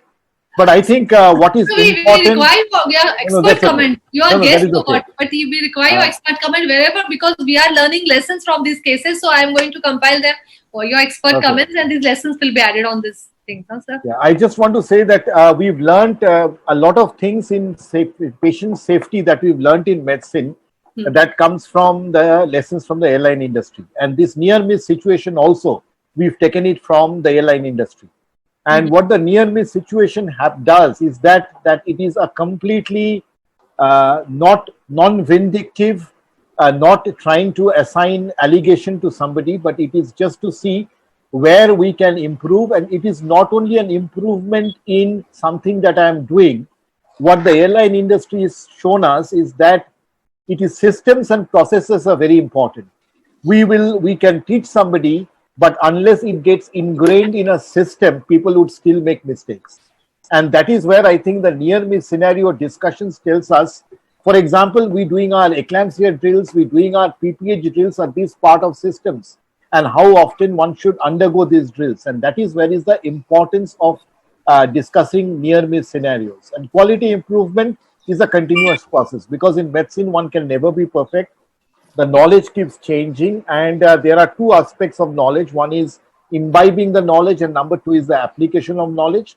And as you can see that I can hear all the panelists are subtly differing from one another, and that is because medicine is an inexact science, and you picked up things like PIH, where I think everybody would love to differ because everybody would have a different viewpoint on that.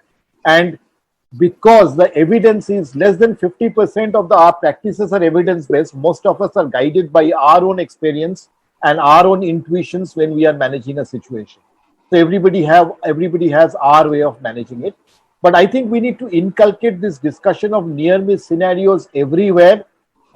People should not be afraid to talk about where we made mistakes, where we narrowly escaped, and what we can do better next time in terms of personal level, in terms of levels as an organization, as a department, and in terms of putting in systems and processes in place so that the ultimate aim is the patient care becomes better and safer. Yeah, that is so important, sir. That's so important. Thank you for your kind words. And really, that is so important. And many times we learn from our own patient. They are the biggest teacher to us. And we learn from each case, and which should come forward, and we should keep on. Definitely. So now, taking the discussion. Pragati, I want to add one thing that बहुत ही simple. There is a one-liner remembering that early onset preeclampsia is dangerous for the mother, and late onset preeclampsia is more dangerous for the fetus, less for the mother. Early onset preeclampsia, it has more chances of recurrence, more morbidity to mother. It leads to more recurrence, and it's more severe, more IUGR, and it leads to more cerebrovascular accident earlier the onset. Yes, all accident, all maternal complication, even accidental hemorrhages, each and every complication you can think of will come the early onset. So and especially if the age of the patient and all the high risk factors she is having. Yeah, that's also very important. So when to shift the patient to ICU, and what are different critical care setups? Dr. Archana? Whenever the tertiary level is only for those patients severe preeclampsia, where your impending eclampsia is suspected, or you are suspecting even all possible complication which can happen, and the multidisciplinary approach is required, hematologist and anesthesiologist and everything. Because it is dangerous to deal eclampsia and all. It's better to shift the patient if you are not able to manage is a good thing. When she is requiring invasive monitoring. Because once the patient is in HDU ICU, there are less chances of you are able to all the 80% chances that all those near miss and delayed diagnosis, delayed management, resuscitation. Because once the patient comes, the code blue is announced, and once the code blue is announced, they are able to manage the patient, handle the patient, oxygen and all, everything is there. So we should not think of managing eclampsia and all at the secondary level, or even not at all at the primary. Not at all at primary level, and you have to shift. It should be shifted. And whenever patient has some ominous complaints or ominous lab reports, or we should shift the patient to higher center or tertiary. And more than 6, those early obstetric warning signs are that when it is more than 6, it is a time to shift. And even the Q-SOFA score, when you are suspecting sepsis and all those embolism and all the problems associated with it, even the score 2 is very important to remember. Very true, madam. That's true. Yes. So now the fourth case, she is third gravida, para 1, first abortion, 30 weeks. She's a known case of ITP with severe IUGR, and she has come with convulsions. She had growth lag of 4 weeks. There was no history of PIH. There is no proteinuria and no edema. This is not a case of PIH. But she had history of fall. Followed by that, she had convulsions, and hence she was referred to physician, where MRI was done, and MRI said PRES, that is reversible encephalopathy. And she was given injection Levopril. So, and patient was well oriented. She had mild edema, DTR were present, uterus was 24 to 26 weeks, relaxed. Cervix was 50% effaced, one finger loose. Pulse was 84 minutes. Blood pressure was 130/84. Urine albumin in traces. BT was 2.30, and clotting time was 5 minutes 30 seconds. Investigation was hemoglobin 13 grams, platelet per It's 6 o'clock. 49,000. She is a case of ITP. SGOT 187, SGPT 181, LDH is 665, and uric acid 7.5, urea creatinine normal, INR normal. So in such cases, how do you manage a case who is a known ITP? Dr. Leena, or how will you evaluate a patient with thrombocytopenia in pregnancy? See, whenever any patient of thrombocytopenia comes to you in emergency, reason can be either pregnancy specific or pregnancy non-specific. Since this patient, you said already she was a patient of ITP, obviously we know the reason that apart from elevated liver enzymes and superimposed health might be there on ITP. But otherwise, we will have to categorize these patients into pregnancy non-specific, pregnancy specific. But whenever she comes to you in labor, the first thing you have to manage is thrombocytopenia. Although ITP, she has to deliver with elevated liver enzyme, PRESS syndrome. I have to maintain her platelets above 50,000 for normal delivery because she had one normal delivery and I have to terminate the pregnancy. So I will give her one platelet concentrate, deliver her, and then look after her thrombocytopenia. Very true. Can I add one thing over here? Yeah. We're supposed to monitor platelets in this patient. Basically, it should be more than 20,000 in early pregnancy, more than 50,000 peripartum, and more than 80,000 if regional anesthesia is being given. And we are worried about baby also in this ITP patient because it's very important for those patients.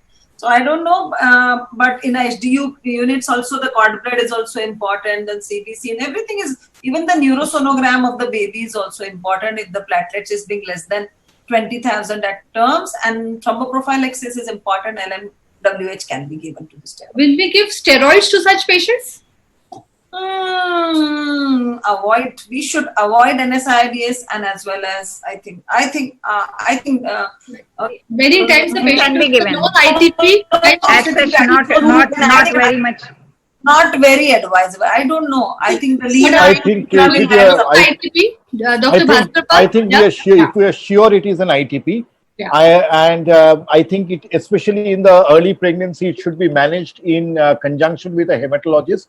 And if it is in early pregnancy, I would have a very low threshold for giving steroids. Exactly. Steroids do wonders in getting the platelet levels up in time for ITP patients. Only thing, I have to be sure that it is ITP, and I have to be sure that the platelets are not going down because of HELP or because of a complication of a pregnancy-induced hypertension. Even NSAIDs also I won't give. NSAIDs I would try and not give, but steroids, yes. I think ITP steroids are one mainstay of treatment of ITP in second trimester especially. So we will try to maintain the platelet count above 20,000 in early pregnancy at least. You will have to treat the patient if platelet count is less than 20,000 in early pregnancy, irrespective of bleeding, or else when she bleeds. But mainstay of treatment remains to be steroid throughout the pregnancy. And if she lands up in labor without platelet count of more than 50,000, then you have to do emergency management with platelet transfusion. Otherwise, you can give her this thing. No molecular weight. They give IVIG 8 to 10 days. IVIG. Before 8 to 10 days before induction. So that gives us to 2 to 3 days. And post-op, yes, you have to. I think whenever they get into an acute situation, hematologists actually use IVIG as well as steroids. IVIG will help you tide over in the short term, and the steroids in the longer term. So normally steroids can precipitate a hypertension or GDM, or she can land up with PROM. She can have clefting if she was already on steroid. There are chances of cleft lip in the baby. Steroids are no to steroids. No, absolutely not. Absolutely, I wouldn't agree. Yes, the steroids do have a chance of precipitating a gestational diabetes. By the time you will use the steroids, the question of cleft lip will not arise, and steroids do not precipitate PPROM. So I wouldn't. Those are all theoretical issues. The only thing I would worry about is the patient developing gestational diabetes. But the issue is that this patient is not going to be on steroid for a long time. So this is going to be a transient issue. So please don't talk about, we are not going to use the steroids. We are not using the steroids during the organogenesis. So the issue of cleft lip is not an issue. So this is a known case of ITP. She is already on steroids, so we will not discontinue her steroid if she is detected to be having. The patient should not be on steroids if the patient ITP is not controlled. She should not attempt a pregnancy. So essentially, the ITP goes through phases. They will not be on lifelong steroids. So when they are going to an acute situation, that is not the time they should plan their pregnancy. That is what is a requirement, that you should have sustained rise of platelet before undertaking the pregnancy. That's again very important. Go ahead with pregnancy. Yeah, that's the take home, that the platelet should be good. Platelet should be good. Even I had one patient who had undergone splenectomy for ITP, That's and right. then she conceived. Very common. And we had a very difficult ANC period, but everything underwent uneventful. And now she's coming to me. Now I want a second pregnancy. Oh and my I'm God. just counseling her. Dangerous Because patient. first Most pregnancy dangerous. was a nightmare which went on well, but now she wants a second baby. Now our baby is 3 years. But these are It is very rare that you will find an ITP patient accidentally conceiving who's on steroids. Because if they're getting the steroids, they're under hematologist and they will tell them not to get pregnant.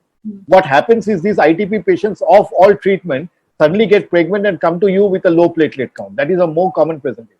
And they have a TIA also, sometimes turns into right. ischemia, and they trouble you in and out throughout pregnancy and without pregnancy also.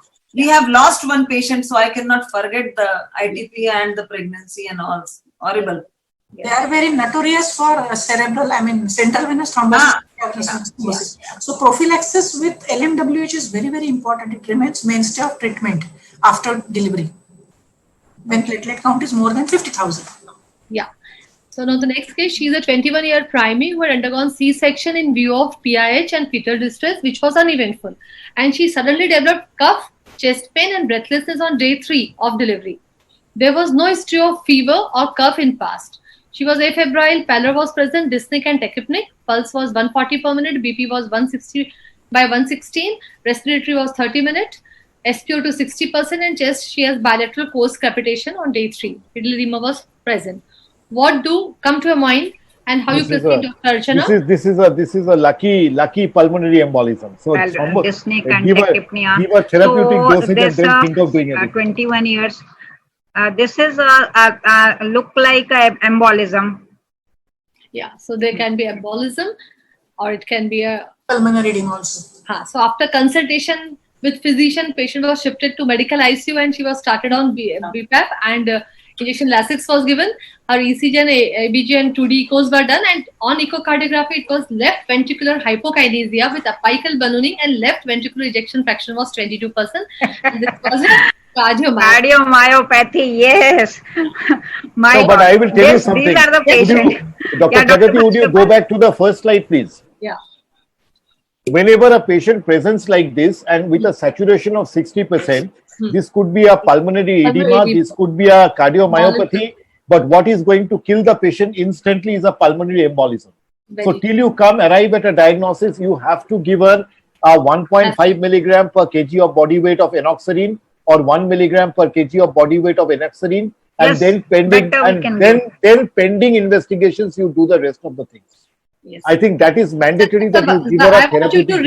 I want you to repeat those lines again, which I'm saying that anybody who presents with chest symptoms with a reduced SpO2 in the peripartum period is a pulmonary embolism unless proven otherwise. Yes. And the pulmonary embolism, the mainstay of treatment is coagulate her first, and then you look for diagnosis, which means that you need to do an echocardiography, you might need to do a CTPA, but you do that after you anticoagulate her. Anticoagulate her first, and then go on arriving at a diagnosis. I want the dose, sir. I want to know the dose of anticoagulation. When you are giving a low it is 5,000 around 5,000. No, it's that is if you're heparin. If you're giving heparin, the problem is it will take a bit of time because heparin you have to titrate it to 1.5 to 2.5 times of the APTT levels. So it is much easier to give enoxaparin. Enoxaparin, the dosage, there are two dosages. One is 1.5 milligram per kg of body weight once a day, or 1 milligram per kg of body weight twice a day. So the logical thing to do would be give her a dose short of 1 milligram per kg of body weight, and then do all your investigations, and then only after you are sure that this is not a pulmonary embolism, only then you move her to a prophylactic dose. Very Good, very good. Very nice. Yes, one thing is the point is to remember, and sometimes the pulmonary embolism are generally that type that you are standing by the side, and by the time you reach patient, there is hardly any time anything you can do, because the deterioration is generally very fast, and if you can save, and the pulmonary embolism is a small one, then you can save. Yeah, that's right. Absolutely. I think you are absolutely right. 25% of pulmonary embolisms are fatal pulmonary embolism. You might be standing at the bedside and not being able to do anything. Is the 75% that which are the non-fatal ones, where your early treatment will prevent complications and rest of the things. Make it a near miss. And the dose of diuretics is also very important. That's what. Yeah. Because diuretic it will cause more problem. No, but if it's pulmonary edema. If it's a pulmonary edema, CCF, everybody, all textbooks keep saying that the commonest cause of death in hypertensive disorders is CVA and neurological central nervous system. We have a publication in 1995 in Indian Journal, and that which is a 20-year study, and where we showed the commonest cause of death is congestive cardiac failure. And I don't think there has been any other publication to disprove that, in spite of what the books are saying. So these patients actually also, apart from cardiomyopathy, the other thing you need to rule out is that this patient has not been overloaded, and that is why they have a very, very low threshold for going into pulmonary edema, and that is usually iatrogenic, and that precipitates a congestive cardiac failure. And that is where your Lasix comes into be very, very handy. Lasix has got a big role. Big role if it is a CCF. Yeah, it has a big role. It has a big role, but we obstetrician are very, miser in using dose of Lasix. We add that is the thing which should come out. Ki whenever they are suspecting pulmonary edema, sir, can you tell the dose which we should give if you are suspecting edema? 1 to 2 milligram per kg. Minimum 40 milligram. Lasix is 1 to 2 milligram per kg you can give. You can give 40, 80. I mean, like 40 milligram. Pulmonary edema, you have to load the patient with Lasix. Yes, Lasix. 40 milligram is too little. And as patient is shifted to a critical care unit, the physicians will give 120 to 40. They keep on giving 40 mg, though 40 mg BD, and but if this situation happens today, you need to rule out COVID also. Yeah, I asked him. Yeah, I asked her. She's writing 2019.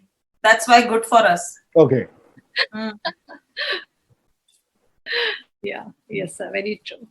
So, but still, generally, the embolisms are really a post-operative if they are happening, and with the preeclampsia already hypertensive disorders, they are very, very dangerous. Yeah. So the last case, 24-year-old primate, 37 weeks, admitted with reduced fetal movement, headache, and blurring of vision since 1 day. On examination, she was pale, tachypneic, again pulse 100 per minute, low volume, BP was 150 by 90, edema present, systemic NAD, accidental, fulcrum tense, tender, uterine contractions of 25 to 30 seconds, fetal heart were absent.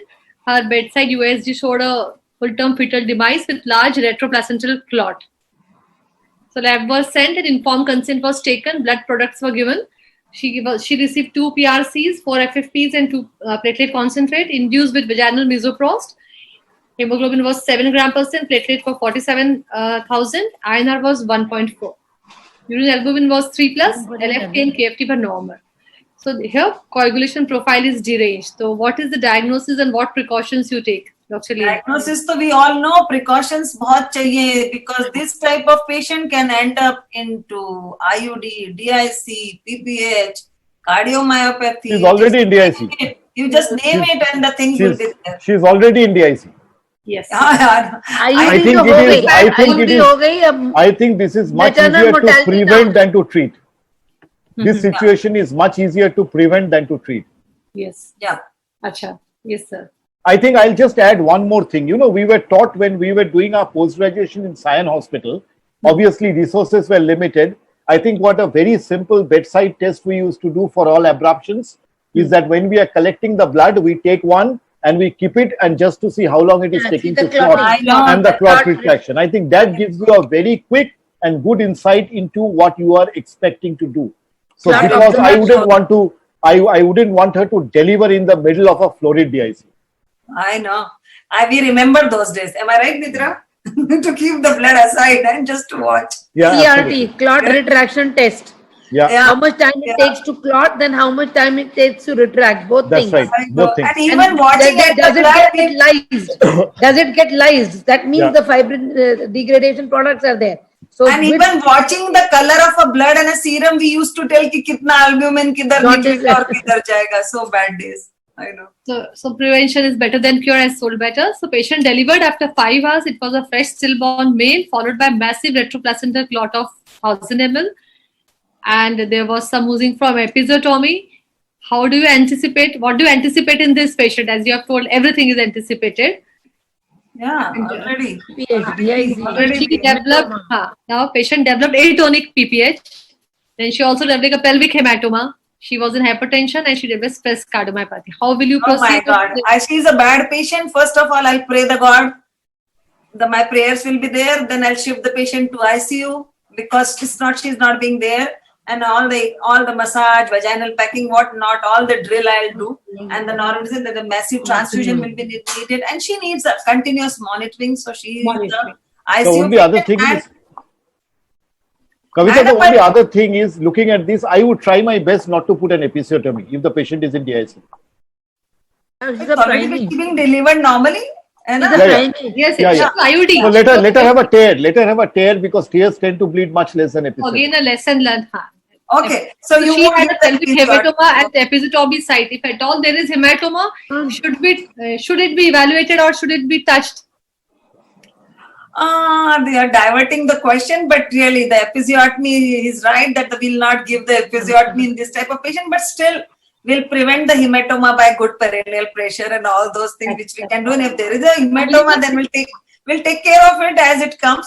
Yeah, but we are really worried about her DIC and she should be shifted, right massage, packing and minimum interference and the massive transfusion should be there. Not like that, do all drilled minimal interference, packing helped her.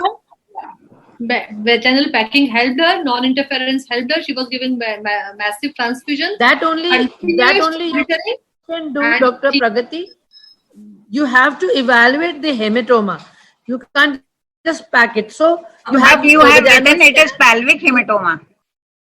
It just prevented hematoma and episiotomy. I think whether your hematoma needs to be interfered with or not depends on the size of the hematoma and size. Whether it is expanding or not. Even if you have to do something, you are not going to. You are not going to do anything. No, and Kavita, if you are not going to do anything till the coagulation is corrected. Till the coagulation is corrected, press it, keep it packed, and only after the coagulation is corrected, take a call. Yes, you're right. One more query, sir. This is a patient of accidental hemorrhage already coming with IUD. That means retroplacental clot must be more than because hematoma, especially post-delivery, when the patient is shifted and they are generally not diagnosed, and the patient going into shock, and this is the concealed hemorrhages which are creating lot of problem. Yeah. When we saw the patient for the first time coming with IUD, accidental hemorrhage clinical manifestation. That means RP clot must be more than 1 liter. What time ho gaya to Kavita? What about her output at that what time ho gaya? And how long? Ugly meeting mein karne This is last slide. One or lot. Okay. It is done. Just we are winding up. Because it's already there one more meeting to go. Yeah. Yes, ma'am. अच्छा पेरीपार्टम के ऊपर तो कुछ बोला नहीं ना पेरीपार्टम cardiomyopathy how many cases have Dr. Bhaskar Pal how many cases have you seen cardiomyopathy and being diagnosed and being managed? Peripartum cardiomyopathy, we are a small unit. We are a private tertiary delivery unit. We deliver less than 100 and we deliver around say 50 to 100 in a month.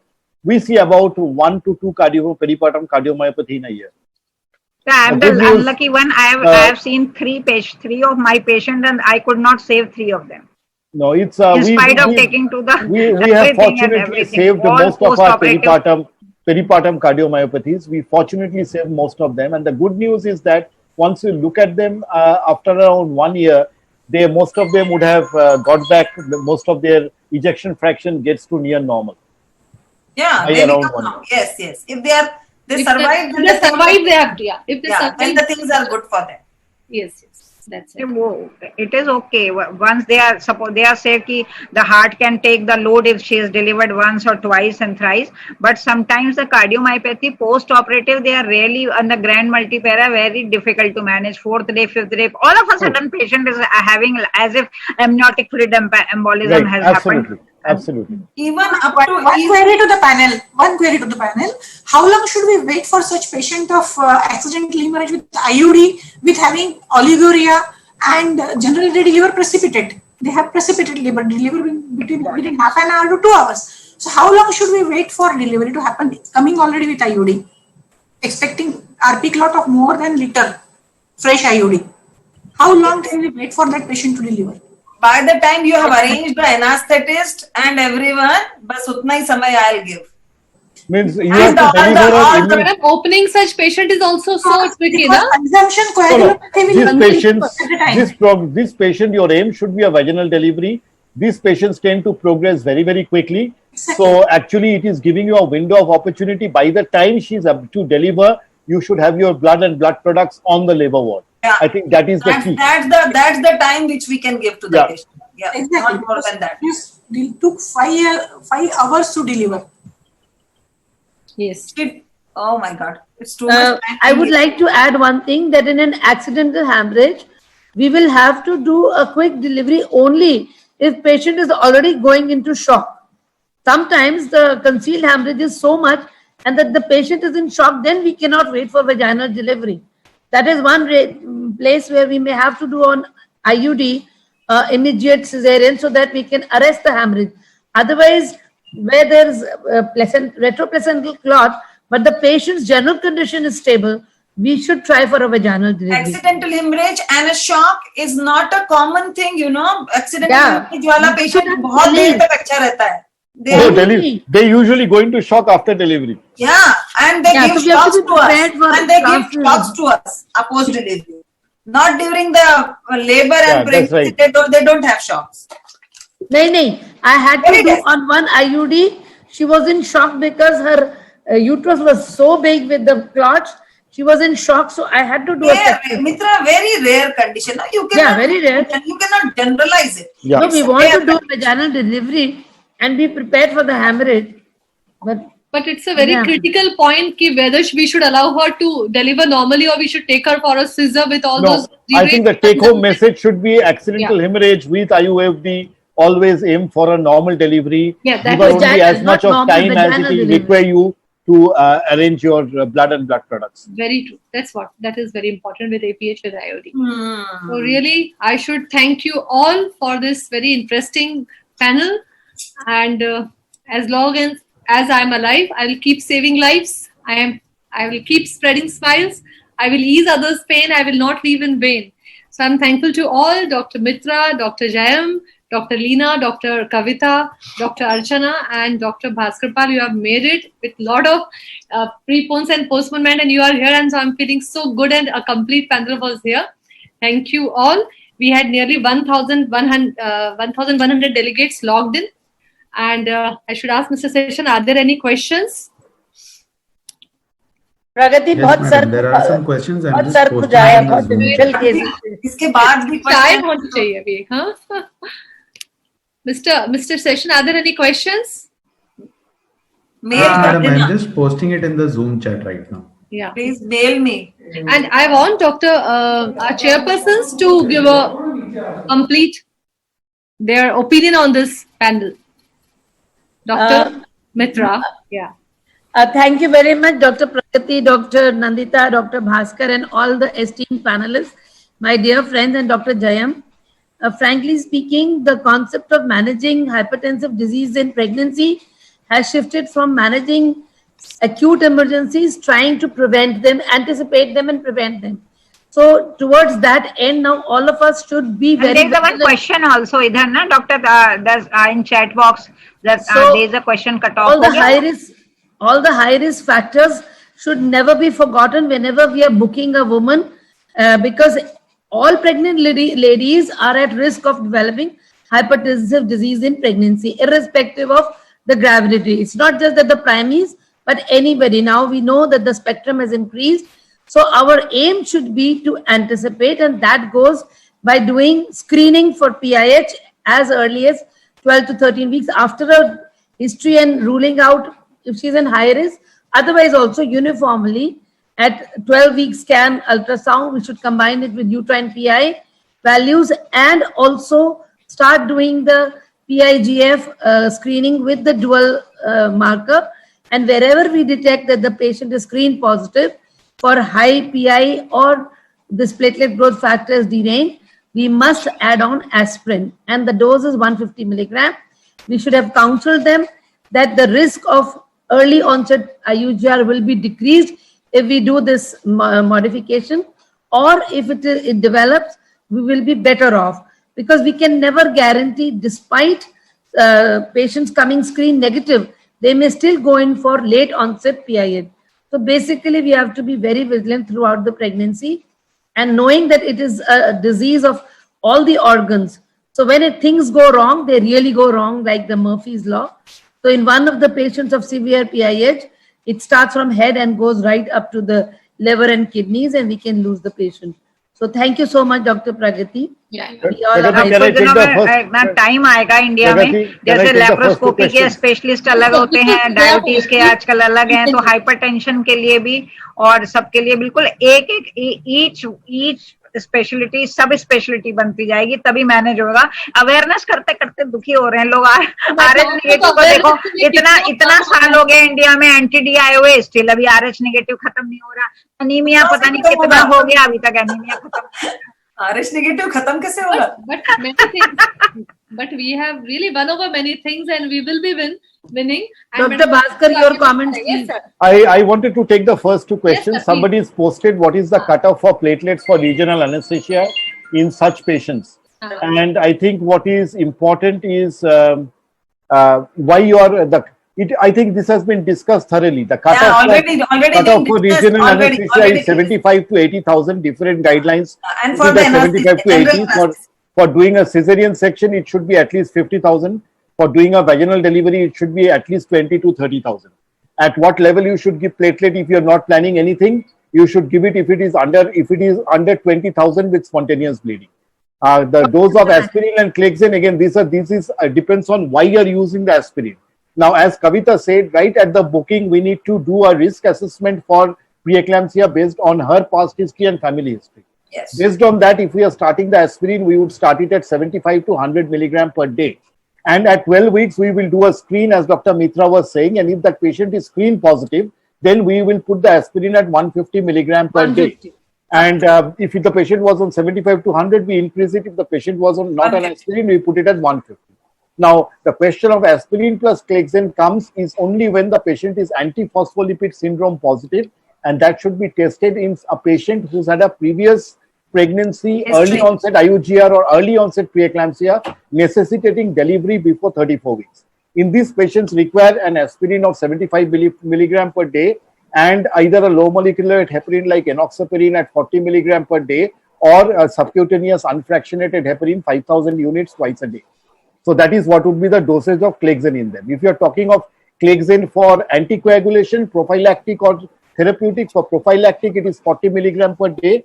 In very obese patients, you will give it 60 milligram per day. If you are talking of therapeutic, then you have two options, either 1 milligram per kg of body weight twice a day, 1.5 milligram per kg of body weight once a day. If you are giving them subcutaneous heparin, then you are going to give them subcutaneous heparin at a dosage so as to titrate the APTT between 1.5 to 2.5 times of control.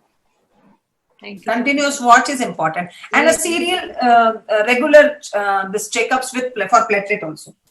I just and when should you stop the ecosprin? I usually, essentially, if it is 75, it does not need to be stopped. But because your main worry about all the problems is prophylactic, you can actually stop it at 36 weeks. People stop, if it is antiphospholipid syndrome, many people stop even the Clexane at 36 weeks. Actually, there is no benefit of going beyond that, beyond 36 weeks. Yep. Yeah. One question I wanted to ask was, these patients who have had all these episodes and in postpartum period, how many of you are using iron sucrose, this iron FCM preparation? Just wanted to have postnatal. Yeah. We can give. So I am using postnatal, but many people are using antepartum as well. Yeah. Yeah, Many I am people are clear. using antepartum. You are using both. You are Yeah. using FCM in both the ways, in pregnancy also, postpartum also, and for the my surgeries ke pehle bhi. Any time we do it. You are using antenatally also? Yes. Yeah, antenatally also, 100%. And how you use it? Same, depending upon up to the 32 weeks, it's a rather 34 weeks. FCM is the best answer for many for all the patients. But after 34 weeks, if the hemoglobin is less than 8 or 7, then the question mark arises. We can have a good panel discussion on it further any other day. I'm not take home message is, I know that people are using FCM, but this is off-label use.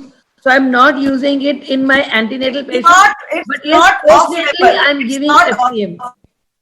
FCM is not off-label. There are so many studies and there are so many things are coming up with the thing that oral for FCM can be given. Yes. That is it. That's we can give it. Encure will save us. Yeah. That's why I put this question. So all of you are using, and we all use antenatally also and postpartum also. So the message which we learn from this is, don't miss the golden hour. Whenever you have a patient of HDP, so you use each and every minute. Patient is critical if she has come with convulsion. Start the treatment without waiting for the reports, as messaged by Dr. Leena. Then one platelet concentrate increases platelet by 50,000. Keep in mind giving vitamin K to all your patients who may bleed. Steroids are given if platelet don't improve in 3 to 5 days. If you are giving steroid in patient, if patient is not improving with a patient is of HELP syndrome and she is not improving, this is an ominous sign if her platelets are not improving even after 3 or 4 days of delivery. Hemoglobin, which is seen as 13 or 14 grams, and when the patient comes with severe preeclampsia, it is not that hemoglobin, it is hemoconcentration, which we all should learn.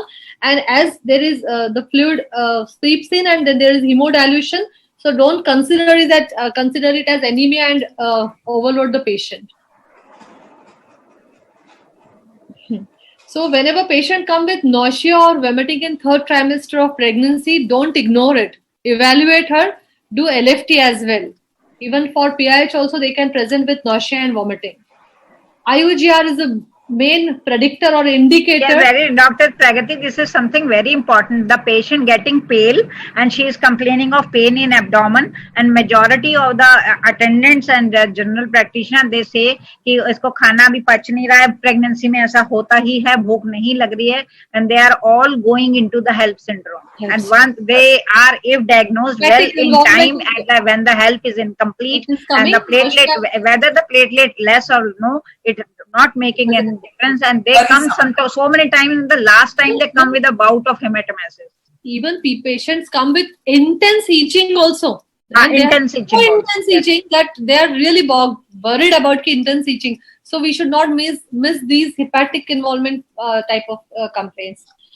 Then IUGR is a very important indicator that this patient may. And earlier the IUGR, more of the chances patient ending up into hypertensive. IUGR means your disease process has been sufficient to harm the baby. Yeah. So obviously it will harm the mother also. Okay.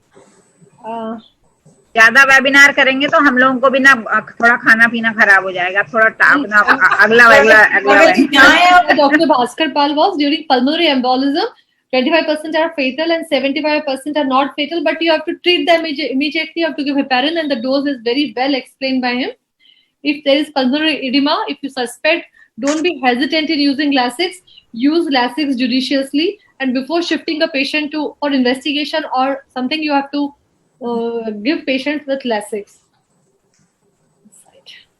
If a patient has IUD with APH, always give her a trial for normal labor, then going on for operative management.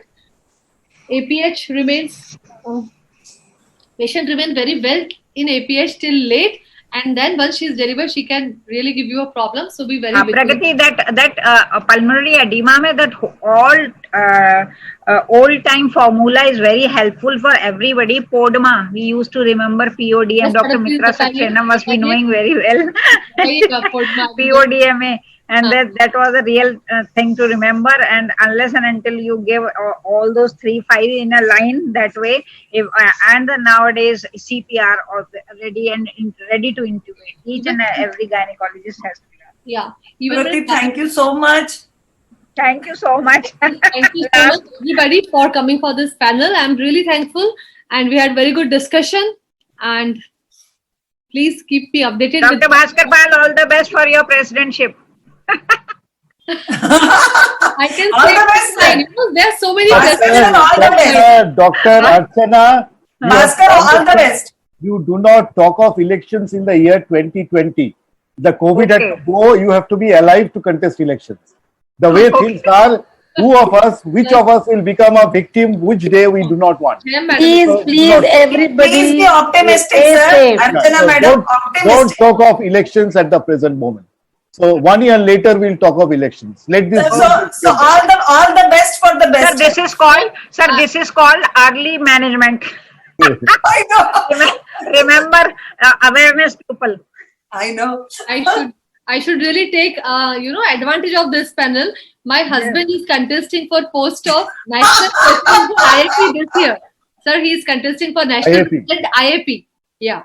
And his election. अगर हमारी vote होती तो vote देते. All the best to him. All the best to him.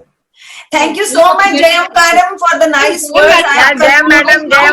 Thank you, Bhaskar. Comments रह गए, madam. I want your take home messages from. Okay. Doctor Jayam तो कपड़े change करके आ गई हैं. डॉक्टर जयम बीच में जाके लगता है 10 पेशेंट देख के आई है.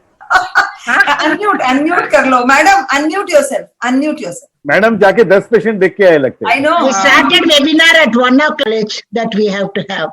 Whatever this Podima, all those things, whichever we have learned earlier, now we have to scientifically put it across and do it to the best of the patient.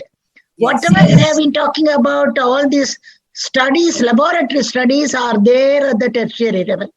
But still, we have to have these patients at the taluk level, at the district level, where we have to manage extensively with the antihypertensive drugs and see that the blood pressure is kept under 135/85. That is the limit which gestosis is keeping. It is not 140/90, it is not 160/100. We can give labetalol 6th-hourly dose because labetalol has a very short half-life of 4 hours only. So the question of headache, vomiting, all those things are because of the high level and not because of the low level. Professor Padmarao used to say from Manipal, Jayam, always look for the blood pressure at 8 o'clock in the evening and 10 o'clock in the evening. If that shows 20 points above the level which you have recorded in the day, be sure that this patient will go in for eclampsia. That I always keep it. This nocturnal variation is one thing which has been very specific in patients who are going to manifest eclampsia. And liberal use of dose of labetalol is the present order of the day in order to treat hypertensive disorders. My patients are there, labetalol 800 milligrams a day, managed as outpatient. Only thing is they have a good training on blood pressure recording and they are supposed to record every 6 hours from morning to night. And the minute they see any diastolic of more than 90, they have to call us and ask her for the next advice. This is what I would like to say from my years of experience on hypertensive management.